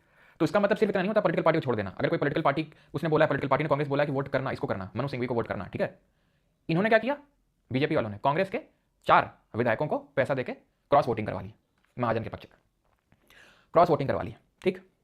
हुआ क्या, अब ये तो डिफेक्शन सेटेड नहीं है, लेकिन एक फनी टाइप स्टोरी है। दैट इज हुआ ये कि दोनों इक्वल हो गए, दोनों को इक्वल वोट आ गया। अब क्या होगा, तो जब ऐसा होता है, तो जब इक्वालिटी ऑफ वोट हो जाता है, तो लॉटरी चलती है कि जिसका नाम निकल आया, लॉटरी में दोनों पे डाले जाएंगे, जिसका निकला है वो जीत गया। नाम निकला है मनु सिंघवी का और जीत गया महाजन। कैसे, जब पूछा गया कि भाई ये क्या हुआ, कि नाम तो मनु सिंघवी का निकला ना, तो फिर महाजन क्यों जीत गए। तो इलेक्शन कमीशन ने कहा देखिए अभी रूल चेंज हो गया है, अभी जिसका नाम पहले निकला है वो हार गया, समझ लो, ठीक है। क्यों, क्योंकि रूल इज लाइक रूल, ठीक है, माई लाइफ माई रूल, ठीक है, तो माई चुनाव माई रूल। तो मनु सिंघवी को फिर कांग्रेस ने आई थिंक पता नहीं किसी साउथ स्टेट से, अभी है वो राज्यसभा एमपी, लेकिन फिर किसी और स्टेट से इनको भेजना पड़ा, किसी और स्टेट के रूट के थ्रू, लेकिन हिमाचल से तो महाजन ही है, ठीक है। तो ये चीज़ हुआ कि अगर पार्टी के डायरेक्शन में क्रॉस वोटिंग कर दी आपने, तो पार्टी, आपने जिस पार्टी से चुनाव लड़ गया तो वो आपने छोड़ के दूसरी में भाग गए। Nominated members join the political party after 6 months from the date of nomination, यानी कि कोई नॉमिनेट मेंबर है, राज्यसभा में 12 नॉमिनेट मेंबर होते हैं, आप 6 महीने का टाइम पीरियड है, आप जिसको ज्वाइन करना चाहते हो कर सकते हो, उसके बाद नहीं। ऐसा क्यों, सोचो क्यों, क्योंकि हो सकता ऐसे तो कोई भी नहीं करेगा, बैठा रहेगा, बैठा रहेगा, बैठा रहेगा, देखेगा, मौके का फायदा का इंतजार करेगा। कांग्रेस को अगर मान लो चाहिए हो, कोई वोट चाहिए हो, या बीजेपी को वोट चाहिए हो, तो ये मांग फिरौती रखेंगे कि बताओ भैया चाहिए वोट हमारा, लो पैसा निकालो, तुम्हारी पार्टी ज्वाइन कर लेंगे 6 महीने के बाद, मौका परस्ती देखेंगे। फिर तो 6 महीने का टाइम पीरियड है, करना कर लो, नहीं बाद में डिफेक्शन लग जाएगा। Independent member join political party, आप निर्दलीय थे, किसी भी पार्टी से, राजनीतिक पार्टी से आपको कोई लेना देना नहीं था, इसीलिए लोगों ने आपको वोट दिया हो सकता है। बीजेपी से भी नाक में दमा रखे हैं, कांग्रेस से भी नाक में दमा रखे हैं, 2-3 और पार्टी उनसे भी नाक में दमा रखे हैं, आप निर्दलीय प्रत्याशी थे, आपको चुनाव जितवा दिया। अब क्या किया आपने, पार्टी बदल लिया। तो ना पार्टी बदल लिया, तो पार्टी बदल लिया आपने, मतलब पार्टी ज्वाइन कर लिया, कांग्रेस बीजेपी कोई भी, तो यार नहीं, आपने लोगों के साथ धोखा किया। तो ऐसे केस में डिफेक्शन के तहत डिस्क्वालिफिकेशन होता है, जो कौन डिसाइड करता है, स्पीकर डिसाइड करता है, प्रिसाइडिंग ऑफिसर डिसाइड करता है, लोकसभा में स्पीकर, राज्यसभा में वहां का चेयरमैन डिसाइड करेगा, ठीक है, डिसाइड करेगा और उसका डिसीजन फाइनल होगा, लेकिन सब्जेक्ट टू जुडिशियल रिव्यू होगा। ऐसे सुप्रीम कोर्ट ने क्योटो होलोहान वर्सेस जचिलो केस में कहा कि आपका डिसीजन फाइनल है प्रिसाइडिंग ऑफिसर, लेकिन जुडिशियल रिव्यू कर सकती है। अब तुम्हारे मन में बहुत सारे यहाँ पे डाउट आएंगे, क्या डाउट आएंगे, डाउट ये आएंगे मन में तुम्हारे कि ठीक है कि सर ऐसे तो आए दिन होता रहता है, इस पार्टी से उस पार्टी, उस पार्टी से उस पार्टी, हॉर्स ट्रेडिंग होती रहती है। हॉर्स ट्रेडिंग का मतलब होता है सांसदों और विधायकों की खरीद फरोख्त, उसको बोलते हैं हॉर्स ट्रेडिंग, ठीक। तो ये तो आए दिन होता रहता है, तो डिफेक्शन क्यों नहीं होता है। पहला, merger is an exception under this defection, यानी कि अगर पार्टी के 2/3 लोग एक पार्टी को छोड़ के चले जाएं तो फिर उसको डिफेक्शन के तहत डिस्क्वालिफिकेशन नहीं माना जाता। ऐसा माना जाता है कि मेजॉरिटी लोग चाह रहे हैं कि वो पार्टी में ना रहे, 2/3 लोग, लगभग 66 से 67% लोग चाह रहे हैं, तो उस केस में अलाउड है। जैसे कि महाराष्ट्र में हुआ बीजेपी, वो शिवसेना वाले केस में। इनफैक्ट एकनाथ शिंदे ने तो ये क्लेम कर दिया, भैया हम हैं ओरिजिनल वाले शिवसेना, ये तो फर्जी वाले हैं, ये हटना चाह रहे हैं हमसे, हम तो ओरिजिनल वाले ठीक है, हम तो ओरिजिनल वाले, ये है नकली वाले। उद्धव ठाकरे वाला गुट नकली है, ठीक है। तो यहाँ 2/3 वाला मर्जर काम कर गया। और कई जगह, जैसे फॉर एग्जाम्पल ये वाला एग्जाम्पल ले लो, यहाँ क्रॉस वोटिंग करी, 4 कांग्रेस वालों ने बीजेपी वाले को वोट कर दिया, चल रहा है मामला, चल रहा है, कौन डिसाइड करता है, ये भी तो अपना ही आदमी है ठीक है, चल रहा है मामला। या फिर कई बार जैसे कि एमपी में ये सिंधिया, ज्योतिरादित्य सिंधिया निकल के आए थे, 2/3 तो निकल के नहीं आए थे, तो मर्जर वाला केस तो नहीं था, तो ये क्या करते हैं, पता है क्या करते हैं, ये इस तरीके से इसको एस्केप करते हैं, क्योंकि भैया कानून क्या हाथ में ना, ये पार्टी ज्वाइन नहीं करते हैं, ऐसा नहीं कि एक पार्टी दूसरी पर उछल गया ना, पहले रिजाइन देते हैं अपनी पार्टी से, रिजाइन देकर तब ज्वाइन करते हैं, उस केस में डिफेक्शन नहीं लगता है। तो क्या करते हैं, पहले रिजाइन मारते हैं अपनी ओरिजिनल पार्टी से, खुद को काइंड ऑफ अलग करते हैं उस पार्टी से, फिर ज्वाइन कर लेते हैं। मान लो हो भी गया, कौन डिसाइड करेगा, वो भी तो अपना ही आदमी है जैसे मान लो लोकसभा में कौन डिसाइड करेगा, ओम बिरला। तो तुमको लगता है, नहीं तुमको सोच भी सकते हो तुम कि ओम बिरला बीजेपी वाले को डिस्क्वालीफाई कर सकते हैं डिफेक्शन के अंदर, तुम ऐसा सोच भी सकते हो, नहीं नहीं, तुमको क्या लगता है वो करेंगे? सपने में भी नहीं कर सकते वो। मामला चलता रहेगा चलता रहेगा चलता रहेगा चलता रहेगा, ऐसे ही चलता रहेगा। अब तुमको लग रहा है उन्होंने रिजाइन किया, ठीक है, अब मान लो चली भी गई, मान लो हम बोलते हैं चली भी गई विधायक की सांसदी, अरे किसी और सीट से कोई बाई इलेक्शन करवा के राज्यसभा के उठ के तो फिर भेज देंगे, चिंता मत करवाओ तुम इधर। ये सब तो कहने की चीज़ें हैं, डिफेक्शन विफेक्शन। हाँ, अगर अपोजिशन वाला करेगा तो उसको फंसा देंगे, मतलब उसको हटवा देंगे, लेकिन यहाँ जब अपनी सादा सरकारी यापन है तो काहे की टेंशन, समझ रहे हो? हाँ, ज़्यादा ज़्यादा टेंशन वेंशन नहीं लेने का, ठीक है। और डिस्क्वालिफिकेशन को डिसाइड कौन करता है? अभी बताया था, ये 103 में लिखा हुआ है, प्रेसिडेंट डिसाइड करता है, और इलेक्शन कमीशन ऑफ इंडिया से पूछ के ये डिस्क्वालिफिकेशन डिसाइड करता है। लेकिन डिस्क्वालिफिकेशन अगर अंडर डिफेक्शन हो रहा है तो वो प्रिसाइडिंग ऑफिसर करता है, और मर्जर एक्सेप्शन है, इसको 91st अमेंडमेंट से जोड़ा गया था। Defection was added through the 52nd amendment, but ये एक्सेप्शन 2/3 वाला ये 91st अमेंडमेंट है, बिकॉज पहले स्प्लिट का मतलब है एक तिहाई लोग अगर पार्टी छोड़ के जाते हैं, 33% लोग, उसको एक्सेप्शन में रखा गया, तो उसको हटा दिया गया। Split is not an exception, उसके तहत डिफेक्शन हो सकता है, ठीक है, उसके तहत डिफेक्शन हो सकता है, मर्जर को एक्सेप्शन बनाएगा। अब आते हैं जो पेनल्टी वगैरह पड़ती है, तो मान लो कि कोई अगर ऐसे बैठ गया, वोट कर दिया और वो डिस्क्वालीफाइड है या उसने ओथ नहीं लिया, तो भाई ऐसे थोड़ी ना मतलब वो जा सकते हो। हाँ,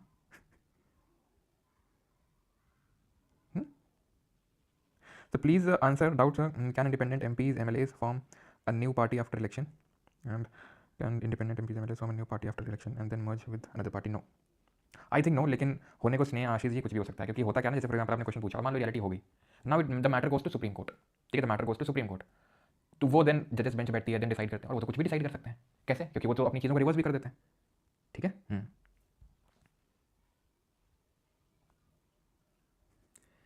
तो अगर मान लो कि कोई बैठा और किसी ने वोट दिया, ठीक है, किसी ने कोई बैठा और किसी ने वोट दिया, तो उसका डिस्क्वालिफिकेशन हो जाएगा, ठीक है, डिस्क्वालिफाइड और बिफोर मेकिंग एन ओथ और अफर्मेशन अंडर आर्टिकल नंबर 99, ठीक है, क्योंकि अगर अंडर आर्टिकल नंबर 99 हमने पढ़ा था ओथ और अफर्मेशन के बारे में, तो क्या होगा अगर वो डिस्क्वालिफाइड है? भाई ऐसे थोड़ी ना चले जाओगे, पूरा 500 रुपये का जुर्माना देना पड़ेगा पर डे के हिसाब से, ऐसे थोड़ी ना कि मतलब हाँ 500 रुपये कि भाई 500 रुपये तो तुम चलेंगे, तुम्हें गरीबी झेलनी पड़ जाएगी 500 रुपये, देख रहे हो कितना भयंकर चार्ज लगा हुआ है। खैर, अब गरीब लोग हैं यार, उनके लिए इतना ही काफ़ी है। Article 105 powers, privileges and immunities of parliament members, संसद सदस्यों की शक्तियाँ, विशेष अधिकार और उन्मुक्तियाँ, ये दी हुई है इसमें। क्या प्रिविलेजेस हैं? Article 105 clause 1, freedom of speech in parliament, संसद में भाषण की स्वतंत्रता, कुछ भी बोल सकते हैं, मेंबर ऑफ जो पार्लियामेंट है कुछ भी बोल सकते हैं संसद के अंदर, कोई प्रोसीडिंग उनके खिलाफ कोर्ट में नहीं चलाई जा सकती कि इन्होंने ये क्यों बोल दिया, क्यों कर दिया, वो उनका हाउस डिसाइड करेगा, जो प्रिसाइडिंग ऑफिसर वो खुद डिसाइड करेगा इनका क्या करना है, ठीक है, इनका क्या करना है वो प्रिसाइडिंग ऑफिसर डिसाइड करेगा, राइट। तो freedom of speech in parliament है clause 1, no proceeding in parliament can be question in any court of law, कुछ भी बोल सकते हैं, कोई प्रोसीडिंग नहीं चल सकती कोर्ट ऑफ लॉ में। No member of parliament liable for anything said और वोट गिवन, कोई लाइबिलिटी उनकी नहीं है, वो लाइबल है सिर्फ अपने हाउस के लिए। हाउस जो उनको सजा देना चाहे कि आपको हम अभी डिस्क्वालीफाई करते हैं 10 दिन के लिए, 2 महीने के लिए, पूरे सेशन के लिए, वो हाउस एक्शन लेगा। जैसे महुआ मोइत्रा वाले केस में हुआ था, है ना, कि कैश वाला जो कॉन्ट्रोवर्सी हुआ था कि उन्होंने क्वेश्चन पूछने के लिए पैसा लिया, ये आया था महुआ मोइत्रा केस में कि महुआ मोइत्रा ने पैसा लिया क्वेश्चन पूछने के लिए, डिस्क्वालीफाई कर दिया गया। ऐसे ही जो मनु सिंघवी का एग्जांपल दे रहा था, इनकी सीट में, जिस सीट में ये बैठते थे उसमें 50,000 की गड्डी मिली थी, फिर उनका कहना था अभिषेक मनु सिंघवी का हमारे खिलाफ डिफेम करने की साजिश हो रही है, जो भी हो, लेकिन महुआ मोइत्रा वाला तो जब ये पाया गया तो उनको डिस्क्वालीफाई कर दिया गया महुआ को, ठीक है। एंड महुआ वाज लाइक ठीक है, कैसे सकते, लेकिन महुआ मोइत्रा को डिस्क्वालीफाई तो किया गया, इनफैक्ट पूरे पूरे सेशन के लिए नहीं, मतलब हाउस के टेन्योर तक ही कर दिया गया था। लेकिन किस्मत इतनी अच्छी उनकी कि चुनाव भी तुरंत हो गए कुछ ही महीनों बाद, और फिर से चुनाव जीत के आ गई, क्योंकि वो लोकसभा का 17वीं लोकसभा का अंत ही चल रहा था, और तभी उनको डिस्क्वालीफाई किया गया कि उन्होंने क्वेश्चन पूछने के लिए पैसा लिया। ऐसे और भी काफी स्टिंग ऑपरेशन हो चुके, एक टाइम पे हुआ था, फिर उतना डीप पे जानने की जरूरत नहीं है, लेकिन इस तरीके से भी वो हाउस खुद से डिस्क्वालीफाई कर सकता है, जब तक क्लियर करना चाहे वो प्रिसाइडिंग ऑफिसर करेगा, खुद से करेगा, ठीक है। 105 clause 3 MPs enjoy protection from civil arrest during a session and 40 days before and after the session, यानी कि सिविल अरेस्ट इनकी नहीं हो सकती है अगर सदन चल रहा है उस समय, और सदन के 40 दिन पहले और सदन के 40 दिन बाद तक। अगर हाउस सेशन में तब सेशन के 40 दिन पहले और 40 दिन बाद तक इनकी सिविल अरेस्ट नहीं हो सकती, क्रिमिनल हो सकती है। सिविल और क्रिमिनल में अंतर बताया, सिविल में जैसे टैक्स हो गया, मैरिज एंड डिवोर्स हो गया, ये सब ठीक, किसी को डिफेमेशन हो गया वो सिविल हो जाएगा, क्रिमिनल है मर्डर, चोरी, ये सब। ओके, आगे बढ़ते हैं। सैलरी अलाउंस सरकारी साड़ी आपन है, ठीक है, खुद ही डिसाइड करते हैं। अब यहाँ से शुरू करेंगे लेजिस्लेटिव प्रोसीजर, विधायी प्रक्रिया, किस तरीके से कानून बनता है। बिल लाना पड़ता है उसके लिए पहले। बिल 3 तरीके के हो सकते हैं, संवैधानिक संशोधन विधेयक यानी constitutional amendment bill, ordinary bill यानी साधारण विधेयक, और फाइनेंस बिल यानी वित्तीय विधेयक, जिसके तहत ही मनी बिल आता है, आपका धन विधेयक आता है। ओके, इसको भी थोड़ा सा होल्ड करेंगे, इसको भी मैंने कोई ऐसा भी डिटेल में पढ़ाया नहीं है, लेकिन इसको होल्ड करेंगे। ऑर्डिनरी और फाइनेंस से पहले आएंगे, फिर देखेंगे टाइम परमिट्स, नहीं तो फिर हम किसी और क्लास में करेंगे इसको डिटेल में, क्योंकि उतना बड़ा भी नहीं है ये। ऑर्डिनरी बिल पे आते हैं, ठीक है। तो हम यहाँ से लेजिस्लेटिव प्रोसीजर शुरू कर रहे हैं, आर्टिकल नंबर 107 से। सबसे पहले हम देखेंगे ऑर्डिनरी बिल क्या होता है। तो ऑर्डिनरी बिल को 2 तरीके के होते हैं, तो पब्लिक और प्राइवेट बिल। प्राइवेट वो होता है जो कोई प्राइवेट मेंबर लेके आता है, और पब्लिक मेंबर बिल वो होता है जो कोई मिनिस्टर लेके आता है। अब मिनिस्टर और प्राइवेट मेंबर में डिफरेंस मत पूछना, कल बताया था जो मिनिस्टर नहीं वो प्राइवेट मेंबर है, ठीक। इसको 1 वीक प्रायर नोटिस देना होता है ये बिल लाने के लिए, और इसको 1 महीने का नोटिस देना होता है बिल लाने के लिए, ठीक है। 1 महीने का टाइम इसको लगता है बिल को लाने के लिए, और पब्लिक वाले को मिनिस्टर को सिर्फ 1 हफ्ता, ठीक है। और मैं बता दूं प्राइवेट वाले, प्राइवेट का मतलब हो गया कोई मिनिस्टर नहीं है, ठीक है, सरकार का नहीं है, ये जनरली पास होते भी नहीं है, ऐसा नहीं कि होंगे ही नहीं, लेकिन पहली बात तो कंसिडर ही नहीं किए जाते हैं, कंसिडर किए भी जाते हैं। क्यों? क्योंकि अगर ये पास हो रहा है इसका मतलब ये हो जाएगा कि भाई सरकार काम नहीं कर रही, ऑपोजिशन को बिल लाने पड़ रहा है काम करने के लिए, ठीक है, ऑपोजिशन को काम करना पड़ रहा है। ओके, ठीक है। तो ये चीज़ थोड़ा सा पता होना चाहिए कि जल्दी फल्दी के पास होने के चांस रहते नहीं हैं, क्योंकि अगर ये पास हो गया मतलब सरकार के पास बहुमत नहीं। क्यों? क्योंकि सरकार तो कभी चाहेगी नहीं ना, चाहेगी ही नहीं कि प्राइवेट बिल पास हो, ऐसा नहीं कभी हुआ नहीं है। लेकिन वो चाहेगी नहीं कि पास हो, तो अगर मतलब पास हो गया मतलब ये कि लगता है सरकार के पास बहुमत नहीं, मतलब उसका हो सकता है। पिछला जो पास हुआ था प्राइवेट मेंबर बिल वो 1970 में हुआ था, तब हो सकता है आपके मम्मी पापा का भी जन्म ना हुआ हो। 1970 में पास हुआ था पिछला प्राइवेट बिल, समझ रहे हो कितने ज़्यादा चांसेस होते हैं पास होने के। खैर, प्रोसीजर क्या होता है, तो पहले तो इंट्रोड्यूस होगा, ठीक है। A bill can originate in either house, किसी भी हाउस में आ सकता है, या तो लोकसभा में या राज्यसभा में, ठीक है। धन विधेयक को छोड़कर एक विधेयक लोकसभा या राज्यसभा किसी भी सदन में उत्पन्न हो सकता है। A bill passes if both the houses agree with और विदाउट अमेंडमेंट, यदि दोनों सदन संशोधनों सहित या बिना संशोधनों के सहमत हो तो विधेयक पारित हो जाता है, ठीक है। एग्री विद और विदाउट अमेंडमेंट पारित हो जाता है, ठीक। Bill pending in parliament does not lapse due to adjournment prorogation of the session. थोड़ा सा मैं समझाते हैं कैसे क्या होता है। देखो, ऑर्डिनरी बिल लोकसभा या राज्यसभा कहीं पे भी आ सकता है, ठीक है। देखो समझो, यहाँ पर लिखा हुआ है it can originate in either house, ठीक है। आजकल हाथ ठंडे बहुत हो जाते हैं यार, गर्म करना पड़ता है बीच बीच में, लिखा नहीं आता है। तुम लोग तो बढ़िया हाथ डाल के रखते हो अंदर एकदम रजैया वजैया, क्यों? धूप में कुछ लोग तो बैठे क्लास में, कितने लोग बैठे हैं धूप में भी। तो it can originate in either house, किसी भी हाउस में आ सकता है। If both the houses pass the bill it goes to president for his assent, और डेडलॉक हो जाता है तो जॉइंट सिटिंग कराता है। समझो बताना क्या चाह रहा हूं, तुम यहाँ समझो एकदम खुले में, एकदम है ना, खुला माहौल है यहाँ पर, पूरा वेवी माहौल है। तो लोकसभा और राज्यसभा कहीं पे भी बिल आ सकता है। पहली बात, एग्जाम्पल ले लेते हैं कि लोकसभा में आया, ठीक है, इंट्रोड्यूस हुआ, लोकसभा से गया राज्यसभा के पास, राज्यसभा ने पास कर दिया इसको, गया प्रेसिडेंट के पास। प्रेसिडेंट क्या करता है वो बात की बात है। लोकसभा से गया राज्यसभा के पास, राज्यसभा ने बोला मजा नहीं है, लोकसभा देख लो थोड़ा सा ये चेंजेस कर लो, बदलाव कर लो। लोकसभा ने बोला ठीक है यार तुम बोल रहे हो तो कर ही लेते हैं, चलो। राज्यसभा ने बोला देखो यार ये चेंजेस कर लो। लोकसभा बोलता है सोच भी कैसे सकते हो तुम, मैंने कि उसने नहीं उसको चेंजेस को एक्सेप्ट किया। लोकसभा से राज्यसभा के पास बोल गया, राज्यसभा ने बोला सोच भी कैसे सकते हो, ये क्या बात कर रहा है, ठीक है, कि ये बिल तो नहीं पास हो सकता है, ठीक है। राज्यसभा ने मना कर दिया, या राज्यसभा सो रही है बैठी तुम्हारी तरीके 6 महीने तक, एग्जाम्पल ले रहा हूँ, राज्यसभा से लोकसभा में भी हो सकता है, तो 6 महीने तक दूसरे हाउस ने कोई रेस्पॉन्ड ही नहीं दिया बिल में। ये 3 केसेस में होता है डेडलॉक। क्या होता है? डेडलॉक। और इसको रिजॉल्व करवाने के लिए president summons a joint sitting, एक संयुक्त बैठक बुलाता है। आओ दोनों से लड़ कह रहे हो आपस में, आओ दोनों लोग मिल के बैठ के बात करते हैं। और जब मिल के बैठ के बात करते हैं तो उसको कौन प्रिसाइड करता है जॉइंट सिटिंग को? Speaker of Lok Sabha. और लोकसभा के रूल्स के हिसाब से ही वो चलती है। तो जो अध्यक्ष है लोकसभा का वो संयुक्त बैठक की अध्यक्षता करेगा, और अगर वो नहीं होगा तो लोकसभा का जो डेप्यूटी स्पीकर होगा, उपाध्यक्ष होगा, वो उसको प्रिसाइड करेगा। और अगर वो भी नहीं होगा तो राज्यसभा का डेप्यूटी चेयरमैन प्रिसाइड करेगा, उपाध्यक्ष होगा अध्यक्ष राज्यसभा का, यानी कि chairman of Rajya Sabha can never preside a joint sitting because he is not the member of the either house. ना तो वो लोकसभा का मेंबर है ना तो राज्यसभा का मेंबर है, तो कभी प्रिसाइड नहीं कर सकता है। For this reason, for the same reason only, he can not vote during the first instance also when his removal procedure is under consideration. अगर रिमूवल अंडर कंसिडरेशन होता है, प्रिसाइडिंग ऑफिसर को यहाँ पे आके बैठ जाना होता है, वो प्रिसाइड नहीं कर सकता, तो कास्टिंग वोट की जगह वोटिंग एट फर्स्ट इंस्टेंस आ जाता है। लेकिन इसके पास तो फर्स्ट इंस्टेंस कभी नहीं रहता, क्योंकि vice president who is the chairman of Rajya Sabha is not a member of the other house of parliament, तो इसलिए उसके पास वोटिंग पावर नहीं है, इसलिए वो जॉइंट सिटिंग को कभी प्रिसाइड नहीं कर सकता। जॉइंट सिटिंग हमने कहाँ से लिया है? तो ऑस्ट्रेलिया, ठीक है, ऑस्ट्रेलिया। ट्रा से ट्रेड एंड कॉमर्स हो गया, एस से सिटिंग हो गया जॉइंट सिटिंग, और एल से लिस्ट हो गया। क्या हो गया? लिस्ट। लिस्ट मतलब कॉन्करेंट लिस्ट, समवर्ती सूची। तो ये 3 चीजें हमने ली हैं कहाँ से? Australia constitution. समझ में आया? ठीक है, समझ में आया ये कब डेडलॉक होता है? ये बिल लैप्स क्या लिखा हुआ है? What is this bill lapse? ये जो बिल है 107 क्लॉज 3 और यहाँ लिखा हुआ, ध्यान समझो, कुछ नहीं।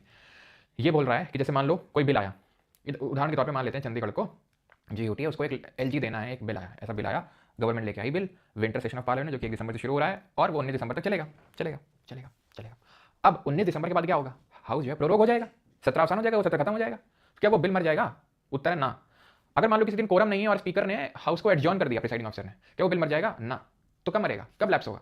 अगर अगर ये हो जाए, क्या हो जाए? अगर लोकसभा डिसॉल्व हो जाए तो। अगर लोकसभा डिसॉल्व हो जाए तो कैसे? अगर बिल, ध्यान सुनना, लोकसभा में इंट्रोड्यूस हुआ और वहीं पे पेंडिंग भी है बिल, और अगर लोकसभा डिसॉल्व हो गई 5 साल बाद या फिर कभी भी, बिल मर जाएगा। बिल अगर लोकसभा में ओरिजिनेट हुआ था, इंट्रोड्यूस हुआ था और वहीं पे पेंडिंग राज्यसभा के पास पहुंचा तक नहीं, मर जाएगा। दूसरा, बिल लोकसभा में इंट्रोड्यूस हुआ और पेंडिंग इन राज्यसभा, यहां क्या था? लोकसभा में पेंडिंग था, ये राज्यसभा में गया और वहां पेंडिंग था, ये भी मर जाएगा। क्या बात कर रहे हो? हाँ, लैप्स हो जाएंगे। कौन से लैप्स नहीं होंगे? नहीं होंगे, कौन से नहीं होंगे? तो अगर राज्यसभा में ओरिजिनेट हुआ है, ये लिखा होगा फैटमैन में क्लियरली, राज्यसभा में अगर ओरिजिनेट हुआ है वहीं पे पेंडिंग है तो लैप्स नहीं होगा। अगर लोकसभा में ओरिजिनेट हुआ है और लोकसभा में पेंडिंग है, लैप्स। लोकसभा में ओरिजिनेट हुआ है और राज्यसभा में पेंडिंग है तो भी लैप्स। लेकिन राज्यसभा में ओरिजिनेट है और वहीं पेंडिंग है, डू नॉट लैप्स। अगर प्रेसिडेंट ने ज्वाइंट सिटिंग बुलाई थी, डू नॉट लैप्स, ठीक है। अगर प्रेसिडेंट ने ज्वाइंट सिटिंग बुलाई थी, डू नॉट लैप्स। दोनों हाउसेज ने पास कर दिया था लेकिन राष्ट्रपति के पास पहुंचा नहीं था, यानी एसेंट इज रिमेनिंग, बस राष्ट्रपति की सहमति बाकी है, डू नॉट लैप्स। कोई एक याद कर लो किसमें लैप्स करता है किसमें नहीं, बस। जैसे फॉर एग्जांपल इतना याद कर लो भैया, देखो तुमको इसमें तो याद करने में कोई दिक्कत नहीं होगी अगर जॉइंट सिटिंग बाकी है, यानी कि दोनों हाउस ने पास कर दिया एक तरीके से, फिर दोनों हाउस ने पास कर दिया, राष्ट्रपति की सहमति बाकी है, वो तो ऐसे नहीं लैप्स हो सकता क्योंकि दोनों हाउस ने सहमति दे दी थी, इतनी जल्दी तो पहुंच गया था, एंड स्टेज में ही है यहाँ पे। राष्ट्रपति ने जॉइंट सिटिंग बुला ली थी, वो भी लैप्स नहीं होगा। और ये वाला एक और याद कर लो कि राज्यसभा में ओरिजिनेट हुआ वहीं पेंडिंग है। बाकी कुछ भी तुमसे पूछ ले, जैसे मैंने तो ऐसे याद कर रखा था अपने लिए कि भाई ये 3 मैं केसेस अपने दिमाग में याद रखूंगा, इसके अलावा जो भी पूछ लेगा सीधे उसको लैप्स करवा दूंगा, खत्म बात, खत्म बात। Okay, article 12 little bit connect with corruption and cheating, तो क्या मतलब स्पैम मत किया करो यार, ठीक है, स्पैम मत किया करो। क्या लिटिल बिट मतलब कैसे करप्शन चीटिंग से रिलेटेड रिपीट सर? अच्छा देखो बेटा, बिल कोई आता है, बिल ध्यान देना, बिल कोई आता है हाउस में, फिर वो दूसरे हाउस में टपक के जाता है, फिर राष्ट्रपति के पास जाता है और वो बिल एक्ट बन जाता है, इंप्लीमेंट होता है, लॉ बन जाता है, कानून बन जाता है, यानी विधेयक कानून बन गया। हमने पहले पढ़ा कि स्टेजेस क्या होती हैं, ठीक है, तो स्टेजेस नहीं हमने पढ़ा, हमने ये पढ़ा कि प्रोसीजर क्या होता है। स्टेजेस तो उसमें फर्स्ट रीडिंग होती है, सेकंड रीडिंग होती है, थर्ड रीडिंग होती है, देन फिर दूसरे हाउस में जाता है, फिर वहां तो वो पूरा स्टेप्स होते हैं जिसमें हमें डीप टेल में नहीं जाना है। कि पहली रीडिंग होती है, बिल इंट्रोड्यूस किया जाता है, गैजेट में पब्लिश किया जाता है, सारी न्यूज़पेपर्स वगैरह में भी आता है, गैजेट में पब्लिश होता है, ऑफिशियल गैजेट में, वेबसाइट वगैरह में तो लोग भी देख सकते हैं क्या, लेकिन लोगों को कहाँ पड़ी इतनी परवाह, लोगों को कहाँ इतनी परवाह पड़ी कि बिल के बारे में देखेंगे, बिल सही नहीं है, ठीक है। तो खैर तभी तो उन्होंने अपने इलेक्टेड रिप्रेजेंटेटिव्स को वहाँ भेजा है, ऑलराइट, तो उतना डिटेल में नहीं जाना हमने क्या पढ़ा कि बिल किसी भी हाउस में आ सकता है, ठीक है। और डेडलॉक कब हो सकता है? डेडलॉक तब हो सकता है जब दूसरे हाउस में गया और दूसरे हाउस ने मना कर दिया कि हमें नहीं सही लगा, या दूसरे हाउस ने जो रिकमेंडेशन दी वो पहले हाउस को मंजूर नहीं है, या 6 महीने तक कोई रिस्पॉन्ड ही नहीं किया दूसरे हाउस ने, तो डेडलॉक हो जाता है। डेडलॉक में प्रेसिडेंट जॉइंट सिटिंग बुला सकता है। जॉइंट सिटिंग लोकसभा के रूल्स के हिसाब से चलती है और लोकसभा का स्पीकर उसकी प्रिसाइडिंग करता है, और अगर वो नहीं तो डिप्टी स्पीकर, वो नहीं है तो डिप्टी चेयरमैन ऑफ राज्यसभा, ठीक। आज तक 3 बार हुई है, आज तक 3 बार हुई है। Dowry prohibition bill 1960, banking services commission bill 1977 और प्रिवेंशन ऑफ टेररिज्म बिल 2002, 3 बार हुई है, ठीक। ऐसे याद कर लो, एक टेररिस्ट था, ठीक है, उसने बैंक एग्जाम लिखा और डाउरी मिली उसे, इस तरीके से, ठीक। तो आज तक 3 बार हुई। फिर मैंने आपको ये बताया कई बार बिल मर जाता है, लैप्स हो जाता है, समाप्त हो जाता है। क्यों हो जाता है ऐसा? क्या एडजर्न होगा हाउस तब हो जाएगा? ना। क्या प्रोरोग हो जाएगा 17 साल हो जाएगा तब? ना। तो कब होगा? कब होगा फिर? अगर इस केसेस में हो जाएगा, या फिर मैंने आपको बताया कि कब नहीं होगा वो याद कर लो, तो जो भी आएगा इसके अलावा उसमें हो जाएगा। जैसे कि अगर उसमें दोनों हाउस ने पास कर दिया था लेकिन बस राष्ट्रपति की सहमति बाकी थी और लोकसभा डिसॉल्व हो गई थी, तो लैप्स नहीं करेगा। राष्ट्रपति ने संयुक्त बैठक बुलाई थी, जॉइंट सिटिंग, तो लैप्स नहीं होगा। राज्यसभा में ओरिजिनेट हुआ वहीं पे पेंडिंग है, तो लैप्स नहीं होगा। बाकी हर केस में लैप्स हो जाएगा, ठीक। जॉइंट सिटिंग मनी बिल और कॉन्स्टिट्यूशन अमेंडमेंट बिल में नहीं बुलाई जाती है, ध्यान रखना। धन विधेयक और संवैधानिक संशोधन विधेयक में कोई संयुक्त बैठक नहीं होती है, नो जॉइंट सिटिंग। इनफैक्ट अभी हम आगे जब पढ़ेंगे तो वहां देखेंगे राज्य के केस में, राज्यों के केस में जॉइंट सिटिंग का कोई प्रावधान नहीं। खैर अगर समझ में आए तो ठीक है, नहीं तो मैं वहां पढ़ाऊंगा। लेकिन ये ध्यान रखना कि जॉइंट सिटिंग सिर्फ ऑर्डिनरी बिल में, साधारण विधेयक में होती है, धन विधेयक या संवैधानिक संशोधन अधिनियम में नहीं होती है, विधेयक में नहीं होती। और बिल को जो जॉइंट सिटिंग में बिल को सिर्फ सिंपल मेजोरिटी साधारण बहुमत से पास करना होता है, ऑलराइट। अब आते हैं special procedure for money bill 109, 107 ordinary bill का procedure, 108 joint sitting, 109 money bill का प्रोसीजर लिखा हुआ है, डेफिनेशन नहीं, 109 में प्रोसीजर लिखा हुआ है। क्या प्रोसीजर? पहला स्टेप कि लोकसभा में ही आ सकता है, पहली चीज तो ये, राज्यसभा में ओरिजिनेट ही नहीं हो सकता है। ऑर्डिनरी बिल दोनों में आ रहा था लेकिन मनी बिल सिर्फ लोकसभा में आ सकता है, और प्रेसिडेंट की रिकमेंडेशन से आ सकता है, सिर्फ राष्ट्रपति की सिफारिश पे आ सकता है। नहीं, राष्ट्रपति से आपको पूछना पड़ेगा। क्यों पूछना पड़ेगा उसका भी कारण आपको पता चलेगा, लेकिन राज्यसभा में इंट्रोड्यूस नहीं हो सकता, ध्यान रखना। एक बार जब इस बिल को पास कर दिया जाता है तभी राज्यसभा के पास जाता है, और राज्यसभा के पास क्या पावर है? या तो अप्रूव कर दे, well and good, good bye, ठीक है, या फिर वो अमेंडमेंट सजेस्ट कर दे कि लोकसभा प्लीज आप ये अमेंडमेंट कर लो, चेंजेस कर लो इस बिल में। Now it is up to Lok Sabha to accept it और नॉट, लेकिन it is not mandatory on the part of Lok Sabha to accept the recommendation of Rajya Sabha. ये लोकसभा पर निर्भर करता है कि राज्यसभा के द्वारा दिए गए सुझावों को अपनाए या ना अपनाए। ऐसा कोई जरूरी नहीं है कि राज्यसभा ने जो बोला है वो करना ही है, वो पूरी पावर लोकसभा के पास है। और तीसरा काम ये कर सकता है बस कि 14 दिन तक उसको डिले कर सकता है। 14 दिन तक अगर उसने कोई रिस्पॉन्ड नहीं किया, रिस्पॉन्स नहीं दिया, तो मान लिया जाएगा कि जिस हालत में लोकसभा ने उसको राज्यसभा को दिया था उसी हालत में राज्यसभा ने भी उसको पास कर दिया और वो चला जाएगा राष्ट्रपति के पास, ठीक। तो लोकसभा के पास यहाँ पर अल्टीमेट अथॉरिटी होती है when it comes to money bill. Rajya Sabha तो बस मैक्सिमम इतना कर सकता है कि 14 दिन के लिए बस डिले कर सकता है, इससे ज़्यादा कुछ नहीं कर सकता। अमेंडमेंट देगा, सजेस्ट करेगा, रिकमेंडेशन वो लोकसभा पे डिपेंड करता है, एक्सेप्ट करे ना करे। 110 talks about the definition of money bill, ये धन विधेयक की परिभाषा के बारे में बात करता है। 109 में प्रोसीजर लिखा हुआ है पूरा, 110 में डेफिनेशन लिखी हुई है, ठीक है, 110 में डेफिनेशन लिखी हुई है। क्या है डेफिनेशन? इम्पोजिशन, एबॉलिशन, रिमिशन और ऑल्टरेशन और रेगुलेशन ऑफ एनी टैक्स, किसी भी कर का लगाना, समाप्त करना, माफ करना, परिवर्तन या नियम बनाना, ये आएगा मनी बिल के तहत। इसको रटना नहीं है, बस देख लो, ठीक है। रेगुलेशन ऑफ बोरोइंग यानी उधार का विनियमन, custody audit of consolidated fund of and consolidated fund और contingency fund, appropriation of money out of consolidated fund यानी कि संचित निधि से अगर पैसा निकालना है तो, declaring any expenditure as charge on consolidated fund, ठीक है। ये सारी चीज़ें पढ़ो इसको एक बार, ठीक है। ये सारी चीज़ें आती हैं जिसको कि हम डेफिनेशन ऑफ मनी बिल बोलते हैं, धन विधेयक की परिभाषा,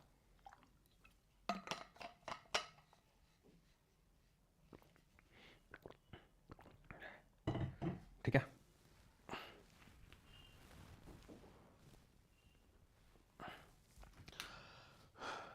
तो कोई भी, ठीक है, ठीक है, तो कोई भी विधेयक जो इन मैटर से डील करता होगा, एनी बिल जो इन मैटर से डील करेगा उसको हम बोलेंगे मनी बिल, ठीक। And who decides a bill is a money bill और नॉट? क्यों? क्योंकि सरकार तो हमेशा यही चाहेगी कि सारे अधिनियम, सारे विधेयक, सारे बिल मनी बिल ही हों। क्यों? क्योंकि सरकार के पास तो बहुमत है लोकसभा में, तभी तो वो सरकार है। बहुमत ना तो सरकार ही क्यों? तो सरकार के पास बहुमत है कहाँ? लोकसभा में। तो लोकसभा में तो कोई दिक्कत नहीं है, दिक्कत आती है राज्यसभा में, क्योंकि वहाँ पर प्रोपोर्शनल रिप्रेजेंटेशन से हुआ। एक चीज़ मैं आपको यहाँ बताना चाहूँगा, जो अभिषेक मनु सिंघवी वाला तुमको उदाहरण दिया था हमने तो वहाँ पे एक चीज़ तुम्हें बताई थी, एंड दैट वाज की क्रॉस वोटिंग हो गई। ये पता कैसे चला क्रॉस वोटिंग हो गई? क्योंकि जब राज्यसभा में मतलब काइंड ऑफ जब आपको वोट देना होता है तब अपनी पार्टी को दिखाना होता है आपको कि आप किसको वोट दे रहे हैं। सीक्रेट बैलेट के तहत तो होता है, लेकिन इतना भी सीक्रेट नहीं होता है। राष्ट्रपति के चुनाव में और उपराष्ट्रपति के चुनाव में डिफेक्शन नहीं चलता है, डिफेक्शन लागू नहीं होता है। क्यों क्यों नहीं होता है? ठीक है, क्यों नहीं लागू होता है राष्ट्रपति और उपराष्ट्रपति केस में डिफेक्शन? बिकॉज वहां पे आपको दिखाना नहीं होता है कि आपने किसको वोट दिया, ये आपको दिखाने की कोई जरूरत नहीं है कि आपने किसको वोट दिया है, तो उस केस में डिफेक्शन लागू ही नहीं होता है। राज्यसभा केस में होता है, सीक्रेट होता है, लेकिन इतना भी सीक्रेट नहीं होता है। ठीक है, स्पीकर का डिसीजन फाइनल होता है इस रिस्पेक्ट में कि कोई बिल मनी बिल होगा या नहीं होगा। ठीक है, कोई भी बिल मनी बिल होगा या नहीं होगा, किसका डिसीजन फाइनल है? स्पीकर का। तो अभी मैंने आपको क्या बताया कि सरकार तो हमेशा यही चाहेगी कि कोई भी बिल मनी बिल के तौर से पास हो, क्योंकि वहां पे तो बहुमत है और लोकसभा का अपर हैंड होता है मनी बिल में। यही हुआ 2017 में, 2017 में यही हुआ। आधार को इंट्रोड्यूस किया गवर्नमेंट ने और बोल दिया कि एक मनी बिल है। क्या समझा? आधार को गवर्नमेंट ने इंट्रोड्यूस किया एज अ मनी बिल के तौर पे पास कर दिया गया। सुप्रीम कोर्ट में मैटर गया, क्योंकि ऑपोजिशन का कहना था कि इसमें मनी जैसा क्या है। गवर्नमेंट का कहना था इसमें सब्सिडी वाला एक वो है क्लॉज है कि सब्सिडी भी हमें आधार के थ्रू लिंक कर देंगे, तो ये वाली चीज़ जो है ये मनी बिल के डेफिनेशन में आती है। ठीक है, तो इसलिए ये मनी बिल होगा। ठीक, तो सुप्रीम कोर्ट ने आधार वाला जो केस था, जिसको हम केस पुट्टास्वामी केस भी बोलते हैं, जहाँ राइट टू प्राइवेसी भी निकल के आया था, आर्टिकल 21 के तहत उसको बोला गया था, तो उसमें इसी केस में पहली बात तो उसने बोल दिया सुप्रीम कोर्ट ने कि हाँ आधार है मनी बिल। भले एक यहाँ पे डिसेंटिंग जजमेंट आया था डीवाई चंद्रचूड़, जो पिछले से पिछले चीफ जस्टिस थे इंडिया के, उनका ये कहना था ये फ्रॉड है कॉन्स्टिट्यूशन में। क्यों? क्योंकि आप एक क्लॉज डाल के उस पूरे बिल को मनी बिल नहीं डिक्लेयर कर सकते। तो ऐसे तो कोई भी बिल में आप एक मनी को लेकर प्रोविजन डाल दो, इससे तो ऐसा तो है नहीं कि पूरा बिल मनी बिल बन जाएगा। ऐसे तो सारे ऑर्डिनरी बिल में आप एक मनी का क्लॉज डालो और उसको मनी बिल बना के पास कर दो। तो उनकी वहाँ पे डिसेंटिंग जजमेंट आई थी इसमें, लेकिन फाइनली तो सुप्रीम कोर्ट का मेजॉरिटी जजमेंट ये था कि हाँ आधार है आपका मनी बिल। लेकिन लोकसभा का जो स्पीकर का डिसीजन है कि कोई बिल मनी बिल होगा नहीं होगा, ये सब्जेक्ट जुडिशियल रिव्यू है, फाइनल नहीं है। It can be challenge in any court. Aadhaar case जो 2017 का हुआ था, केस पुट्टास्वामी केस, उसमें बोला गया था। ठीक है, अब it is not considered as a money bill if it provides for the imposition. तो मतलब इस केस में अगर कोई फाइन और को लेकर कोई बिल है, फाइन का इंपोजिशन है उस बिल में, या फिर लोकल अथॉरिटी का कोई टैक्स है, तो उसको मनी बिल नहीं माना जाता है। ठीक है, ओके, ऑलराइट, समझ में आया आपको ये? ऑलराइट, आगे बढ़ते हैं। 111 में तो 109 में प्रोसीजर, 110 में डेफिनेशन, 111 में एसेंट टू बिल्स है। बिल को सहमति कौन देता है? राष्ट्रपति देता है। ठीक है, प्रेसिडेंट, दोनों सदनों से विधेयक पारित होने के बाद उसे राष्ट्रपति के समक्ष प्रस्तुत किया जाता है। ठीक है, राष्ट्रपति क्या कर सकते हैं? या तो बिल को एसेंट कर सकते हैं तो वो लॉ बन जाएगा, या वो अपनी वीटो पावर यूज कर सकते हैं। बिल वो ऑर्डिनरी बिल भी हो सकता है, वो मनी बिल भी हो सकता है। दोनों हाउसेस से पास होने के बाद, यानी लोकसभा से पास होने के बाद राज्यसभा से पास होने के बाद वो राष्ट्रपति के पास जाता है। वो क्या कर सकते हैं? दो चीज़ कर सकते हैं, या तो पॉजिटिव पावर सहमति दे दी, वो एक्ट बन गया। नेगेटिव पावर यानी कि उन्होंने रोक लगा दी, veto power. Negative power, veto power. Veto power is 3 तरह का, एब्सोल्यूट, सस्पेंसिव, पॉकेट। एब्सोल्यूट का मतलब मना कर दिया, हम नहीं देंगे एसेंट इसमें। प्रेसिडेंट ने मना कर दिया, हम नहीं देंगे एसेंट इसमें। ओके, सस्पेंसिव वीटो, प्रेसिडेंट ने रिटर्न कर दिया, फिर से देखो इसको एक बार। ठीक है, ये मनी बिल के केस में अवेलेबल नहीं होता है। क्यों? क्योंकि इसको पूछ के लाया गया है राष्ट्रपति से, इसीलिए पूछ के लाया गया था क्योंकि मनी बिल बहुत इंपॉर्टेंट होते हैं, ये मनी से डील करते हैं, तो मनी रुकना नहीं चाहिए। अगर मनी बिल रुक गया तो फिर तो गवर्नमेंट का स्रोत रुक जाएगा, ऐसे तो फिर गवर्नमेंट को जो खर्चे हैं वो रुक जाएंगे। तो इसलिए प्रेसिडेंट से पूछ के लाया जाता है ताकि वो बिल पे अड़ंगा न अड़ा सके, इसलिए। ठीक, क्लियर है यहाँ तक? एब्सोल्यूट का मतलब है रिजेक्ट कर देना, सस्पेंसिव का मतलब है रिटर्न कर देना। लेकिन जो रिटर्न आएगा यानी कि दोबारा जो लौट के आएगा, उसमें तो एसेंट देनी ही पड़ेगी। किसको? प्रेसिडेंट को, अगर रिटर्न होकर फिर से आ गया तो।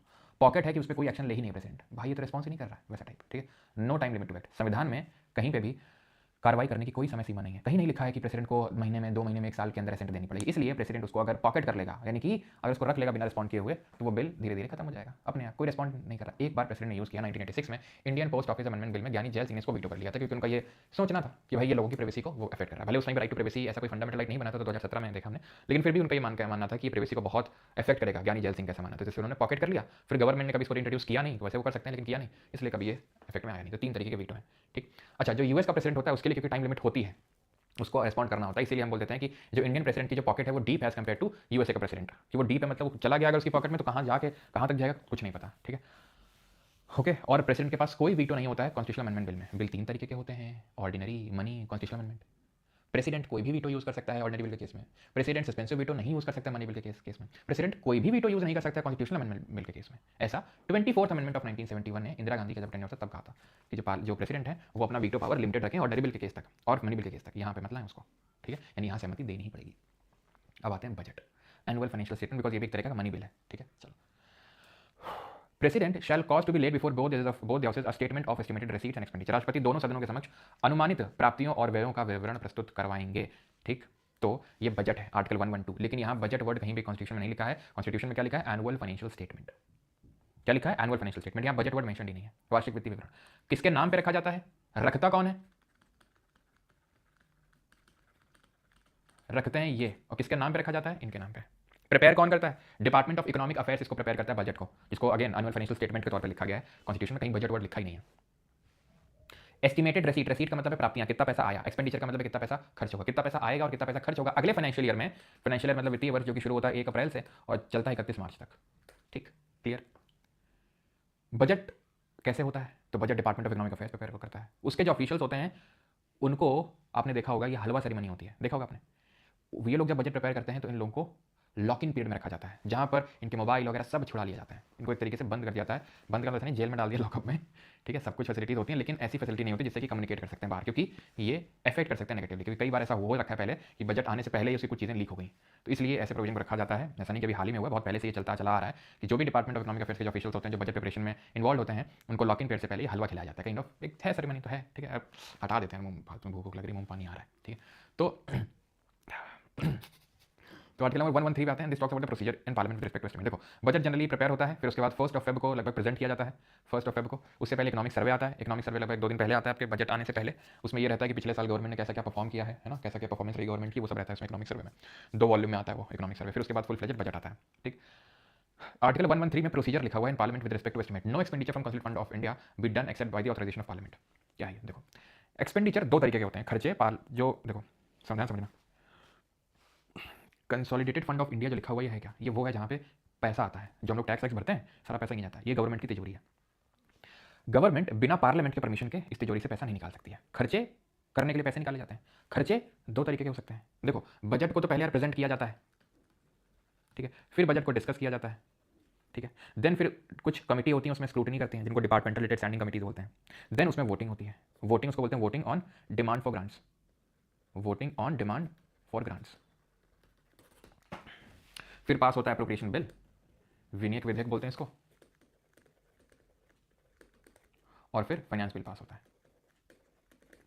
प्रेजेंट हो गया बजट 1 फरवरी को, फिर डिस्कशन हुआ, फिर कुछ दिन के लिए हाउस को एडजर्न कर दिया गया, तब तक कुछ कमेटी उसको स्क्रूटनी करती हैं, फिर वोटिंग चलेगी ऑन डिमांड फॉर ग्रांट। मतलब हर मिनिस्ट्री बोलेगी हमें पैसा चाहिए, कोई बोलेगी 10,000 करोड़ चाहिए, कोई 20,000 करोड़, कोई 1 लाख करोड़, इस तरीके से सब मांगेंगे, उसको बोलते हैं ग्रांट। उस पर वोटिंग होती है, लेकिन वोटिंग सिर्फ एक ही तरीके के ग्रांट पे हो सकती है। 2 तरीके के एक्सपेंडिचर होते हैं कंसोलिडेटेड फंड ऑफ इंडिया में, एक तो चार्ज एक्सपेंडिचर होता है और एक मेड फ्रॉम एक्सपेंडिचर होता है। चार्ज एक्सपेंडिचर पे वोटिंग अलाउड नहीं है। क्यों? क्योंकि इससे सैलरी निकलती है प्रेसिडेंट की, जजेस की, सुप्रीम कोर्ट के जजेस की, इन सब की। हाई कोर्ट के जजेस की नहीं, हाई कोर्ट की वो स्टेट वाले से निकलेगी। हाई कोर्ट जजेस की पेंशन निकलती है यहाँ से। पेंशन क्यों? क्योंकि जिस राज्य में है हाई कोर्ट के जजेस, वहाँ की वो लोग सैलरी देंगे, लेकिन जब रिटायर हो गए तब पता चला एक जज साहब इलाहाबाद हाई कोर्ट में भी थे, मद्रास हाई कोर्ट में भी थे, कलकत्ता हाई कोर्ट में भी थे, उनको कौन पेंशन दे? तो इंडिया से निकलेगी उनकी पेंशन। ये वोटेबल नहीं है, सीधा आएगा, पास हो जाएगा। वोटिंग अलाउड ही नहीं है इसमें, सो दैट उनकी सैलरी को ऊपर नीचे ना किया जा सके, सो दैट कि वो इंडिपेंडेंटली काम कर सके, निष्पक्ष रूप से काम कर सके। इसलिए उसको रखा गया non votable part of budget में, जो है चार्ज एक्सपेंडिचर। और जो मेड फ्रॉम है उसी में सिर्फ वोटिंग होती है, और वो भी सिर्फ लोकसभा में ही होती है, राज्यसभा में वोटिंग नहीं होती है। राज्यसभा सिर्फ डिस्कस कर सकता है, खत्म। राज्यसभा सिर्फ डिस्कस कर सकता है, वोट तो कर ही नहीं सकता है। चार्ज वाला तो वैसे ही वोटेबल नहीं है, ना तो लोकसभा ना राज्यसभा। ये वाला जो वोटेबल है भी मेड फ्रॉम, ये सिर्फ लोकसभा में वोटेबल है बस। किसके बिहाफ में डिमांड प्रेजेंट की जाती है? हर काम प्रेसिडेंट के बिहाफ में होता है, याद करो आर्टिकल 53-77। 114 अब आई अप्रोप्रिएशन बिल की बारी। ठीक है, वोटिंग तो हो गई। अब बिना अप्रोप्रिएशन बिल को पास किए हुए government consolidated fund of India से पैसा नहीं निकाल सकती है। As simple as that. जो लोग इंस्टाग्राम में होंगे उन्हें पता होगा, कुछ दिन पहले एक रील भी डाली थी, अगर आपने देखी हो, ठीक है, कि जब तक अप्रोप्रिएशन बिल नहीं पास होगा 1 रुपया नहीं निकाल सकती है सरकार कंसोलिडेटेड फंड ऑफ इंडिया से। जिसको पास करवाना होता है, जो हो जाता है पास, क्योंकि सरकार का तो बहुमत होता है लोकसभा में। अब राज्यसभा में क्यों नहीं रखा गया इस चीज़ को? क्योंकि पता है, कॉन्स्टिट्यूशन मेकर्स को भी पता था कि राज्यसभा में इनका बहुमत तो होगा नहीं, तो फिर ऐसे तो बजट पास ही नहीं हो पाएगा। जब बजट पास नहीं होगा तो खर्चे कैसे चलेंगे? इतना सोच समझ के सोचो बनाया है ना, तो खर्चे कैसे चलेंगे? सरकार के देश तो ऐसे रुक जाएगा फिर, तो इसलिए सिर्फ लोकसभा में ही वोटेबल है। So the appropriation bill is introduced to authorise the withdrawal of money from the consolidated fund of India. No amendment or voting on the appropriation bill amounts if it is passed as a formality after demand for grants are voted। तो voting पहले हो चुकी है, ऐसा voting वगैरह कुछ नहीं होती है, चीज़ ध्यान रखना, ठीक है, ओके। कट मोशन भी वोटिंग के टाइम पे मूव किए जाते हैं, ठीक है। कट मोशन क्या होते हैं तो आप समझिए, अप्रोप्रिएशन बिल में से कोई वोटिंग वगैरह कुछ नहीं होता, वो सब हो चुका है। कट मोशन क्या होता है? कट मोशन होते हैं अगर विपक्ष को कोई असहमति दर्ज करवानी है तो कट मोशन पास करते हैं, जो कि जनरली होते ही नहीं है पास। क्यों? होगी सरकार के पास तो बहुमत है, तो कट मोशन पास ही नहीं होते हैं जनरली। और पास हो गए तो मतलब ये कि सरकार के पास फिर बहुमत नहीं है, यानी कि ले आओ फिर नो कॉन्फिडेंस मोशन, ठीक है। पॉलिसी कट का मतलब है reduce the amount to ₹1 to criticise government policy. Ministry ने मांगा 10,000 करोड़ चाहिए, नहीं हम 1 रुपया देंगे, ये बेइज्जती करना होता है, policy cut. Economic cut, ministry ने लमसम अमाउंट से वो कर देना, reduce by specific amount. 10,000 crore मांगा, नहीं 10,000 नहीं 8,000 करोड़ दे पाएंगे, ठीक है, इकोनॉमिक कट। टोकन कट, अच्छा 10,000 करोड़ रुपए मांगा था, ओके 100 रुपये हटा लो, बाकी का पैसा दे देंगे, जितना भी 9,000 करोड़ जितना भी होगा सब, ठीक है, उतना पैसा दे देंगे, 100 रुपये नहीं देंगे, अगेन बेइज्जती करना, टोकन कट। तो ये जो कट मोशन होते हैं ये पास होते नहीं जनरली, ठीक है, लेकिन ये पास किए जा सकते हैं to show the disappointment to show the disappointment from the government policies, लेकिन जनरली पास होते नहीं क्योंकि सरकार के पास बहुमत होता है, ओके।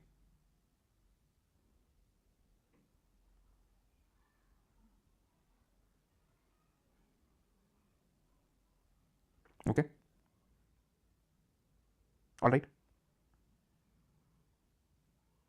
कोई फायदा ही मोशंस का फायदा तो नहीं है, ठीक है, लेकिन हाँ फायदा तो है कि अब सर दुखने लगा है तो निकल लो, जिसका सर दुखने लगा है तो वो जा सकता है, बाद में पढ़ सकता है, पार्ट में पढ़ सकता है, कोई लोड लेने बात नहीं है, ठीक है, क्योंकि थोड़ा ही बचा, ऑलमोस्ट खत्म ही हो गया है। 115 में कुछ ग्रांट है, जैसे कि अगर किसी मिनिस्ट्री ने गवर्नमेंट ने पैसा मांगा है, उसके बाद भी अगर उसको पैसे की जरूरत पड़ जाए तो वो ये होता है सप्लीमेंट्री ग्रांट होते हैं। Granted when the amount authorised bye the parliament is found insufficient, यानी कि अगर इनसफिशिएंट पैसा, अगर जितना पैसा ऑथराइज किया गया बाद में लगा कि इनसफिशिएंट है तो और पैसा निकाला जा सकता है सप्लीमेंट्री ग्रांट को लाके।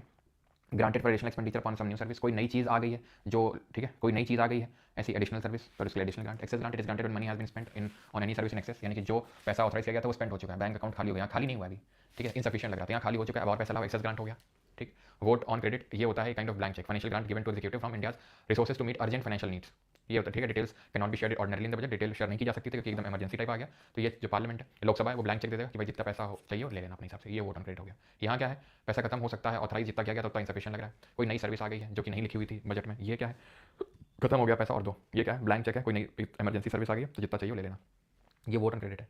वोट ऑन अकाउंट अलग चीज़ होती है। देखो होता क्या था पहले, आज 1 फरवरी को बजट प्रेजेंट होता है, पहले क्या होता था, पहले कांग्रेस के टाइम पे, ये 2017 से शुरू हुआ है तो कांग्रेस के टाइम पे या फिर उससे पहले 2007 करीब फरवरी के लास्ट में लगभग 25 फरवरी के अराउंड बजट को लाया जाता था, लाते लाते लाते पास होते होते होते वो क्या हो जाता था, अप्रैल तक चला जाता था, ठीक। फाइनेंशियल ईयर वित्तीय वर्ष तो 1 अप्रैल से शुरू हो जाता है, तो गवर्नमेंट के खर्चे तो 1 अप्रैल से शुरू हो जाते हैं, तो फिर अब गवर्नमेंट खर्चे करेगी कैसे जब तक एप्रोप्रिएशन बिल पास नहीं होगा, आर्टिकल 114 रिकॉल करो।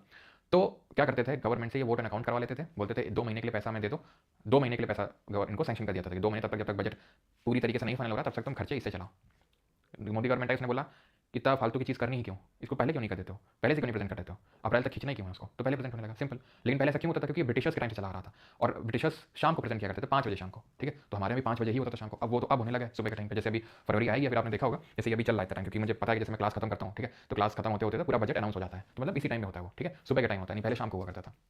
चलो ठीक है, एक्सेप्शनल ग्रांट भी होता है, ठीक है, special provision made by the parliament to meet specific expense, कोई स्पेसिफिक एक्सपेंस है जो कि कवर नहीं था बजट में, एक्सेप्शनल सर्विस, ठीक है, एक्सेप्शनल ग्रांट खत्म। मतलब ये ग्रांट है, ज़्यादा वो लोड नहीं लेना, बस थोड़ा सा देख लो क्या क्या है, ठीक है, ज़्यादा लोड मत लेना इसमें ग्रांट वगैरह में या कट मोशन में, कट मोशन थोड़ा देख लो। 1 रुपये पॉलिसी कट है, रिड्यूस द अमाउंट 2 रुपीज़ 1, 1 रुपये देंगे, यहाँ 22 रुपीज़ 100 का रिडक्शन कर दिया, 100 रुपये काट लेंगे बाकी दे देंगे, यहाँ लमसम रिडक्शन है। Supplementary additional excess vote on credit and exceptional grant, ये ग्रांट थोड़ी ध्यान रखिएगा, ये डिटेल तो मैंने आपको बताई दी है, पहले बजट प्रेजेंट किया था, देन डिस्कस, देन स्क्रूटनी करती हैं कमिटीज़, देन वोटिंग होती है, देन अप्रोप्रिएशन बिल और फाइनेंस बिल। मैंने इसको ऐसे याद किया था, पीडीएस वैफ या पीडीएस डैफ करके याद कर लिया था।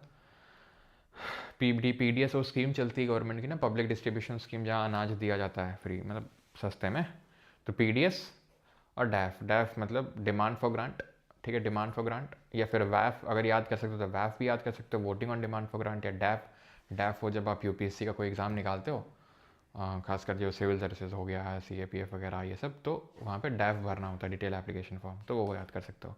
Demand for grant, appropriation bill और फाइनेंस बिल, ठीक है, चलो, तो ये स्टेजेस होती हैं। अब आते हैं डिफरेंट टाइप्स ऑफ फंड में, थोड़ा सा 2-3 मिनट का है ये भी टॉपिक। कंसोलिडेटेड फंड अभी हम देख चुके हैं, आर्टिकल नंबर 266 क्लॉज 1 में मेंशन है, जितना भी गवर्नमेंट को टैक्स वैक्स का पैसा आता है सब यहीं पे जाता है, गवर्नमेंट बिना लोकसभा के या फिर पार्लियामेंट के परमिशन के, या फिर हम लोग बोल सकते हैं लोकसभा के परमिशन के, इससे बिना पूछे पैसा नहीं निकाल सकती, यानी कि बिना अप्रोप्रिएशन बिल पास किए हुए पैसा इससे नहीं निकाला जा सकता है, as simple as that. Clear है, क्लियर है यहाँ तक? तो भारत की जो संचित निधि है वो आर्टिकल 266 क्लॉज 1 में लिखी हुई है, इसमें कर और राजस्व का पैसा आता है, बिना पार्लियामेंट के परमिशन से इससे पैसा नहीं निकाला जा सकता। Public account of India 266 clause 2 में आता है, जो भी जुडिशियल डिपॉजिट होता है, यानी कि जब आप जाते हो कोर्ट में, फाइन लगाती है कोर्ट, तो वो सारा पैसा इसी में जाता है पब्लिक अकाउंट में। रेमिटेंस, जो विदेश में जो लोग भारत के लोग विदेश में रह रहे हैं, वो जो भारत में पैसा भेजते हैं उसको रेमिटेंस बोलते हैं, वो सारा पैसा यहीं पे आता है। इसको निकालने के लिए यहाँ पैसा सरकार को संसद की ज़रूरत नहीं होती है, संसद की परमिशन की ज़रूरत नहीं होती, क्योंकि वो, ठीक है, वो डायरेक्ट एग्जीक्यूटिव ही, गवर्नमेंट खुद उसके हाथ में होता है, जब चाहे तब पैसा निकाल सकती है। और एक इमरजेंसी फंड भी बनाया गया आर्टिकल नंबर 267 के तहत, ये दोनों 266 में, ये 267 में है, इसको कंटिजेंसी, भारत की आकस्मिक निधि, यानी कि कोई इमरजेंसी आ जाए तो इसमें पैसा डाल के रखा जाता है, जो प्रेसिडेंट के अंडर में रहता है, एक तरीके से सरकार के अंडर में ही है वो भी, ठीक है, राइट। अच्छा, फाइनेंस बिल क्या होता है, तो हमने सबसे पहले देखा था, अगर आपको याद हो, 3 तरीके के बिल है, ordinary bill, constitutional amendment bill, ordinary bill और फाइनेंस बिल। फाइनेंस बिल के तहत मनी बिल आ रहा था, फाइनेंस मनी बिल एक तरीके का फाइनेंस बिल था, इसीलिए हम बोल सकते हैं all money bill are financial bill, but vice versa is no true, यानी कि सारे फाइनेंशियल बिल मनी बिल नहीं होते। तो फाइनेंशियल बिल होता है क्या, देखो, आधार वाला जब मैं डिस्कस कर रहा था तो वहाँ पर हम लोगों ने डिस्कस किया कि उसमें गवर्नमेंट ने क्या किया, एक सब्सिडी वाला क्लॉज ऐड कर दिया, उससे वो मनी बिल बना दिया। तो फाइनेंस बिल ये बोलता है कि it deals with some matters of money bill, some और any matter of money bill and also matters of other general legislation. समझना ध्यान से बात को। यानी अगर कोई ऐसा बिल है जिसमें मनी का भी प्रोविजन है, धन का भी है, और matter of other general legislation का मतलब है कुछ ऐसी चीज जो कि ऑर्डिनरी बिल के तहत ट्रीट की जाती है, उन दोनों का अगर कॉम्बिनेशन है तो फाइनेंस बिल।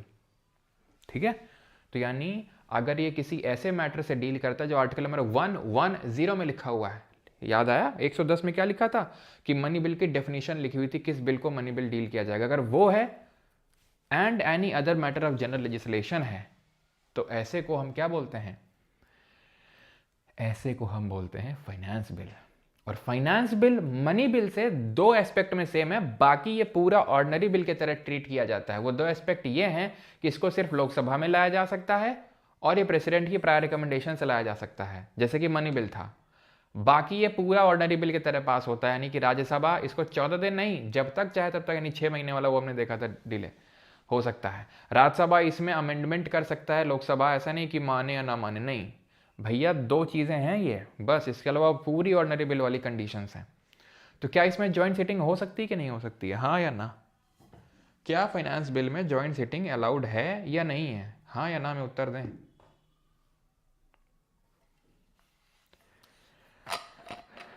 ऐप में लाइव नहीं चलती है गेमर की, यही चलती है। अच्छा 11 हो गया, ओके।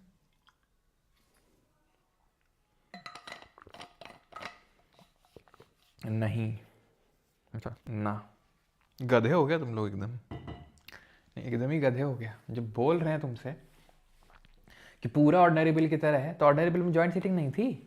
हम बोल रहे हैं खुला एकदम कि भैया मनी बिल में सिर्फ दो एस्पेक्ट में सेम है कि लोकसभा में आ सकता है और प्रायर रिकमेंडेशन प्रेसिडेंट चाहिए, बाकी पूरा ऑर्डिनरी बिल है ना, नहीं हो सकती है। अरे क्यों नहीं हो सकती है? अगर मालूम ना हो सकती थी तो हम बताते ना अलग से कि लोकसभा में आ सकता है, प्रायर रिकमेंडेशन और प्रेसिडेंट चाहिए, और इसमें भी जॉइंट सीटिंग नहीं हो सकती है, और बाकी ऑर्डिनरी बिल की तरह। मतलब तुम लोग को वही सामने तुम लोग को उत्तर दिखा दिया तो भी तुम लोग ना कर पाओ, है ना, कि बेटा ये लगा दो, ए लगा दो, ए, तो भी पता चल लो बी लगा के चले आए। क्यों? पॉसिबल है, बिल्कुल हो सकती है जॉइंट सिटिंग, ठीक है, joint sitting is possible, possible, possible, okay. चलो बस 2-3 आर्टिकल और देखने हैं, फिर खत्म लेक्चर। छोटे छोटे हैं अब तो मेन चीज़ तो खत्म हो गई। Rules of procedure 118, each house of parliament में make rules for regulating its procedure and conduct of business. संसद का प्रत्येक सदन अपने कार्य विधि और कार्य संचालन को नियंत्रित करने के लिए नियम बना सकता है, वो नियम बना सकते हैं अपने कार्य संचालन के लिए, ठीक है। संसद का प्रत्येक सदन अपनी कार्य विधि और कार्य संचालन को नियंत्रित करने के लिए नियम बना सकते हैं कि हमारा सेशन किस हिसाब से चलेगा, पार्लियामेंट अपने रूल्स बना सकते हैं। Rules of procedure for financial business, parliament can regulate laws related to financial procedure. संसद वित्तीय प्रक्रियाओं से संबंधित कानूनों को नियंत्रित कर सकती है, खत्म। और बाकी जो चीज़ें थी बजट को लेके कि मर्ज हुआ विवेक देब्रॉय कमेटी से एंड, है ना, वो सब वो हम इकोनॉमिक्स वाले पार्ट में और वो चीज़ देखेंगे, है ना, इकोनॉमिक्स वाले जो हम देखेंगे बजट वगैरह। तो regulation of procedure for financial business, ये आर्टिकल 119 में, ठीक है, थोड़ा देख लो बस, ऐसा ज़्यादा लोड लेने की जरूरत नहीं। 120 में लिखा हुआ है language to be use in parliament, संसद में प्रयोग की जाने वाली भाषा। तो business of parliament shall be transacted in Hindi और इन इंग्लिश, या हिंदी में या इंग्लिश में बिजनेस होगा। और इन इंग्लिश वर्ड को 15 साल बाद डिलीट किया जाना था, रिमूव किया जाना था 15 साल बाद, लेकिन उसको रिमूव आज तक नहीं किया गया, बिकॉज जो ऑफिशियल लैंग्वेजेस एक्ट है 1961 का, उससे इसको एक्सटेंड करते चला जा रहा है, मतलब ये किया जा रहा है इसको, ठीक है। तो presiding officer may allow any member to express themselves in their mother tongue. तो जो पीठासीन अधिकारी अध्यक्ष हैं वो बोल सकते हैं किसी भी उसको कि भाई अपनी मातृभाषा में अगर आपको कुछ कहना है तो आप कह सकते हो, ठीक है, फ्रीली। क्लियर रहती चीज़। तो हिंदी और इंग्लिश में संबोधित सारा काम होगा, लेकिन और इन इंग्लिश वर्ड को 15 साल बाद डिलीट किया जाना था, लेकिन उसको आज तक डिलीट किया नहीं गया। ऑफिशियल लैंग्वेजेस जो एक्ट है 1961 से, उसको आज तक एक्सटेंड किया जाता आ रहा है। 121 में लिखा है कि पार्लियामेंट, ध्रुव भारद्वाज, हाँ जी, तो 121 में लिखा है कि पार्लियामेंट कोर्ट का कंडक्ट डिस्कस नहीं कर सकता है। सुप्रीम कोर्ट के जज ने क्या कहा, चुगलखोरी पार्लियामेंट के अंदर नहीं चलेगी कोर्ट की। 122 में बोला गया है कि कोर्ट पार्लियामेंट की चुगलखोरी नहीं कर सकता है, यानी court not to inquire into proceedings of parliament की पार्लियामेंट ने ये किया वो किया, ये नहीं, क्योंकि पार्लियामेंट का प्रिविलेज हमने देखा था, पार्लियामेंट्री प्रिविलेज हमने देखा था कि वो फ्रीडम ऑफ स्पीच है, कुछ भी बोले हाउस में, कुछ भी करें हाउस में, वो उनका हाउस खुद देखेगा। सिंपल सी बात है। No court shall inquire into parliamentary proceeding, conduct of MPs और officers can not subject to court jurisdiction. 121 में क्या है, कोर्ट पार्लियामेंट की प्रोसीडिंग्स डिस्कस नहीं कर सकता है, कंडक्ट डिस्कस नहीं कर सकता है। उसी तरीके से 122 में कोर्ट पार्लियामेंट का नहीं कर सकता, पार्लियामेंट कोर्ट का नहीं कर सकता है, कोर्ट पार्लियामेंट का नहीं कर सकता है। अब आते हैं आज के आखिरी आर्टिकल में। अब आप रिकॉल करो पार्ट 5, ठीक है। और एक चीज़ ध्यान रखना कि जो लेजिस्लेचर होता है, जो लेजिस्लेचर होता है वो अपने कंटेम्प्ट के लिए खुद पनिश कर सकता है, ठीक है।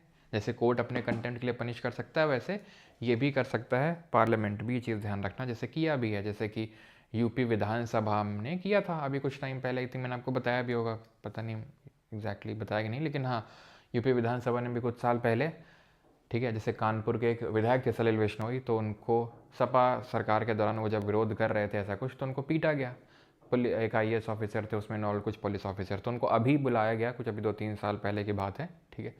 तो विधानसभा में बुलाया गया और उनको 1 दिन के लिए काल कोठरी की सज़ा सुनाई गई कि 1 दिन आप कोठरी में रहेंगे, क्योंकि आपने हमारे विधायक को मारा, तो मारा कैसे ऐसे, ठीक है। तो उस तरीके से, खैर। तो पार्ट 5 पे आते हैं। तो पार्ट 5 में हमने 5 चैप्टर्स देखे थे, chapter 1, chapter 2, chapter 3, chapter 4, chapter 5। Chapter 1 किसकी बात कर रहा था, यूनियन एग्जीक्यूटिव की, आर्टिकल 52 से लेके 78 था। देन चैप्टर 2 देखा था पार्लियामेंट, 79 से 122।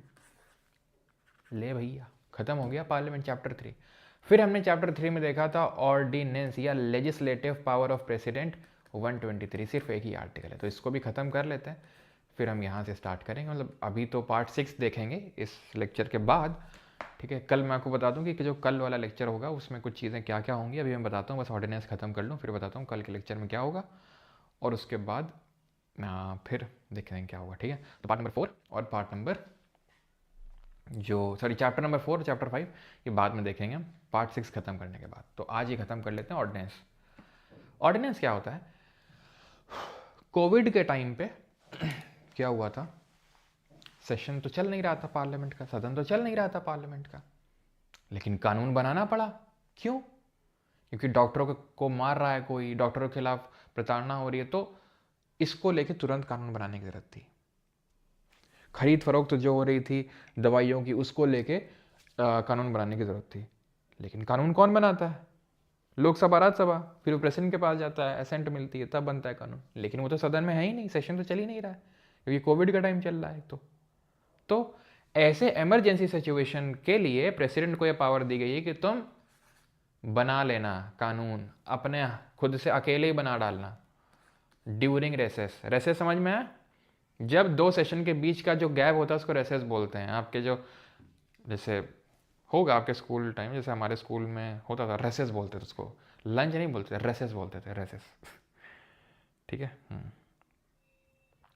कल ऑफ रखिए, बताते हैं।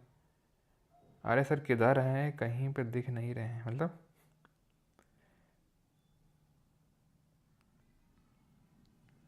ध्रुव पैसे देकर सवाल पूछ, तो कानून तो बिना जो बिल है उसको तो दोनों हाउस से पास होना पड़ता है ना, चाहे वो कोई भी बिल हो, दोनों हाउस से पास किए बिना कैसे वो एक्ट बन सकता है। तो दोनों हाउस का होना जरूरी, एक भी नहीं है तो भी ऑर्डिनेंस ला सकता है प्रेसिडेंट, ठीक है।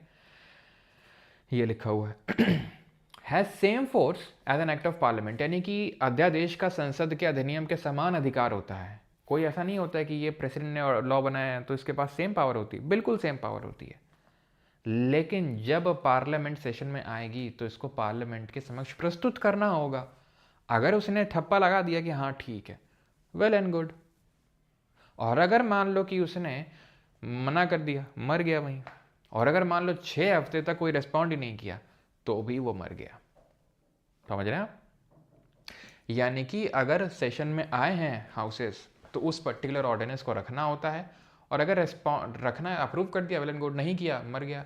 और अगर 6 हफ्ते तक कोई रिस्पॉन्ड नहीं किया तो भी वो चला गया। यानी कि अगर कई बार इस तरीके से पूछ लेता है कोई ऑर्डिनेंस कि मैक्सिमम लाइफ क्या हो सकती है अगर उसको अप्रूव ना किया जाए, तो अप्रूव कर दिया जाए तो जब तक चल रहा है तब तक तो चलता रहेगा वो, लेकिन ना किया जाए तो कितना हो सकता है, तो बोलते हैं 6 महीने और 6 हफ्ता।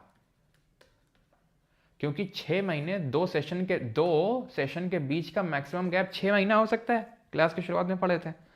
जैसे विंटर सेशन या फिर कोई भी सेशन के बीच में मैक्सिमम जो गैप है 6 महीने का हो सकता है। इसीलिए तो हमने बोला कि मिनिमम 2 सेशन तो होने ही पड़ेंगे हर साल। 6 महीने का एक समय हो सकता है, यानी 6 महीने के बाद तो मिलेंगे ही मिलेंगे। और अगर अप्रूव नहीं किया तो मैक्सिमम 6 हफ्ते तक वो जिंदा रहेगा। तो ये इसलिए बोलते हैं कि अगर अप्रूव नहीं किया गया ऑर्डिनेंस तो मैक्सिमम जो लाइफ तब तक जिंदा रहेगा 6 महीने और 6 हफ्ते हैं। ठीक, it can be withdrawn any time by the president, कभी भी प्रेसिडेंट खुद से भी विदड्रॉ कर सकता है। वहीं तक पावर है प्रेसिडेंट की कानून बनाने की जहां तक पार्लियामेंट की है, यानी subject mention in the union list and concurrent list.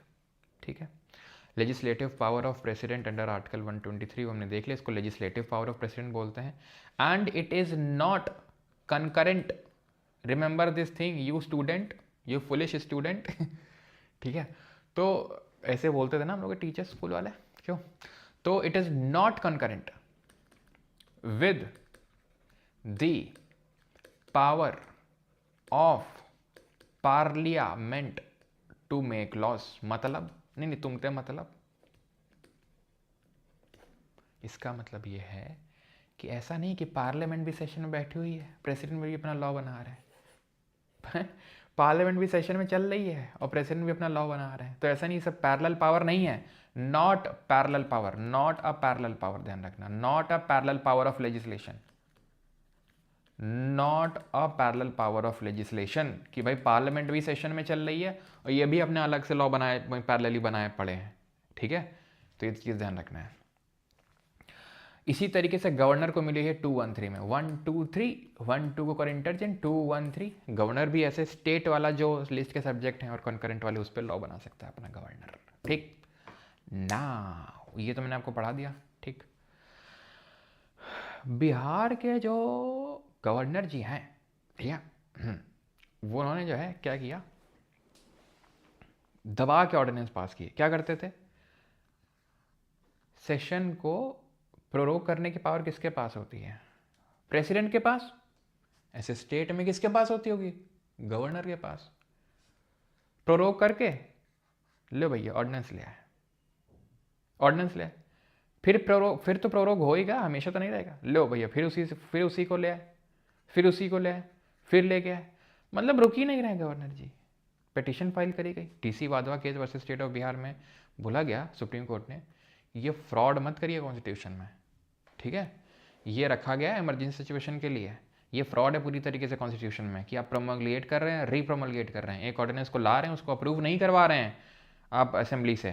देखिए वो स्टेट असेंबली का केस था, आप अप्रूव करवा ही नहीं रहे हैं, आप क्या कर रहे हैं, वेट करते हैं कि कब वो प्रोरोग हो जाए और फिर से उसको रीप्रोमलगेट करते हैं, वो फिर से प्रोरोग हो जाए फिर से रीप्रोमल। तो ये प्रोमलगेशन रीप्रोमलगेशन ये सब फर्जी की चीज़ें नहीं चलेंगी। ये सर डीसी वाधवा केस में सुप्रीम कोर्ट का कहना था, DC Wadhwa versus state of Bihar. ठीक है, और ये चीज़ तो मैं बता ही चुका हूँ आपको किस तरीके से 6 महीने 6 हफ्ते अगर अप्रूव ना किया जाए तो मैक्सिमम लाइफ है। अब हम थोड़ा देख लें क्या स्पेशल पावर ऑफ राज्यसभा, क्योंकि हमने बस देख लेते हैं 2 मिनट मैक्सिमम, 2 मिनट। ठीक है, 2 मिनट से ज़्यादा नहीं। नहीं अभी तक तो नहीं हुए कविता सक्सेना जी। सर मोमोज खाओगे, मम्मी बना रही हैं। अबे यार ऐसी बातें मत बोला करो यार, ठीक है, वैसे भूख लगी है, हैं? मुंह में पानी आ जाता है यार, समझा करो भावनाओं को। इमोशनल कर दियो तुम मेरे को। हाँ ठीक है, तो अब आते हैं राज्यसभा की स्पेशल पावर देखते हो। तो हमने लोकसभा की स्पेशल पावर तो देखी, ठीक है, लोकसभा की स्पेशल पावर तो हमने देखी अभी कि लोकसभा मोमोज बना सकता है, सॉरी मनी बिल को ला सकता है, और मनी बिल में उसका अपहोल्ड होता है, मतलब वो होता है कि भाई स्ट्रॉन्गर पावर, मतलब होता है वो, मतलब उसके पास ज़्यादा पावर है। तो क्या ऐसे राज्यसभा के पास भी कुछ स्पेशल पावर हैं क्या? हैं, ऑल इंडिया सर्विस 3 हैं, ठीक है, बस आखिरी है, ठीक है, आखिरी है, बस 2 मिनट लगेगा। तो ऑल इंडिया सर्विसेज 3 होती हैं, IAS Indian administrative service, IPS Indian police service और IFOS इंडियन फॉरेस्ट सर्विस, जंगल वाली सर्विस। फॉरेन नहीं है ये, विदेश वाली। विदेश सेवा भारत में थोड़ी ना करनी होती है, वो तो विदेश में करनी होती है ना। तो 3 सेवाएं हैं ऑल इंडिया सर्विसेज आर्टिकल 312 के तहत। UPSC सब रिक्रूटमेंट वगैरह करता है, department of personal and training DOPT सब ट्रेनिंग वगैरह करवाता है, एंड एवरीथिंग सब कुछ सेंटर देखता है। सेंटर के हाथ में अल्टीमेट कंट्रोल होता है। भले इनकी पोस्टिंग जाके स्टेट में होती है, स्टेट सर्विसेज में स्टेट में भी जाके सर्विस दे सकते हैं या यूनियन के लिए भी सर्विस दे सकते हैं, ठीक, किसी के लिए भी दे सकते हैं, लेकिन अल्टीमेट अथॉरिटी कंट्रोल सेंटर के हाथ में होता है, ठीक है। Article number 312। अब नई अगर कोई ऑल इंडिया सर्विस क्रिएट करनी है 3 के अलावा, कोई चौथी भी बनानी, 5वीं बनानी है, तो वो ऑथराइज राज्यसभा जब तक नहीं करेगा तब तक नहीं किया जा सकता है। कमेंट करके बताओ All India Services federal feature है या यूनिटरी फीचर है कॉन्स्टिट्यूशन का। Can authorise the parliament to make a law on a subject of state list. Can authorise the parliament to make a law on a subject on state list. संसद को राज्य सूची के किसी विषय पर कानून बनाने के लिए अधिकृत कर सकती है। मैं बता चुका हूँ, पढ़ चुके हैं। 5 मैटर ऐसे बताए थे, 5 ऐसे कंडीशन बताए थे, सिनेरियो बताए थे जहाँ पर स्टेट लिस्ट पे भी यूनियन लॉ बना सकता है, राज्य सूची में भी, राज्य सूची के विषयों में भी केंद्र कानून बना सकता है। एक तो ये था कि ऑथराइज कर दे स्पेशल मेजॉरिटी से राज्यसभा, पहला, ठीक है। दूसरा, राष्ट्रीय आपातकाल लगाओ 352 अनुच्छेद के तहत, प्रेसिडेंट रूल लगाओ 356 अनुच्छेद के तहत, कोई इंटरनेशनल ट्रीटी को एनफोर्स करना हो या 2 से ज़्यादा राज्य बोल दें, आर्टिकल 250 को रिकॉल करो। तो ये सारे 5 सिनारियो होते हैं, इसमें से एक सिनारियो हमने देखा था, ठीक है। तो ऑल इंडिया सर्विस एक यूनिटरी फीचर होता है, क्योंकि अल्टीमेट कंट्रोल अथॉरिटी किसके हाथ में है, सेंटर के हाथ में। सर्व कहाँ कर रहे हैं, जाके स्टेट में भी सर्व कर रहे हैं, इसलिए वो यूनिटरी फीचर है। We are done. Parliamentary committees अब नहीं करेंगे, ठीक है, नहीं तो बहुत ज़्यादा हैवी हो जाएगा। इसको क्या करेंगे, इसको कल ऐप पे क्लास होगी, बिकॉज थ्योरी वाला पोर्शन खत्म हो चुका है। तो कल MCQs हम लोग एप्लीकेशन के अंदर करेंगे और वहीं पे छोटा सा टॉपिक मैं आपको पढ़ा दूंगा, ठीक है। छोटा सा ही है, बहुत ज़्यादा बड़ा नहीं है। पार्लियामेंट्री कमिटीज़, वहाँ पे हम लोग इसको देख लेंगे कल।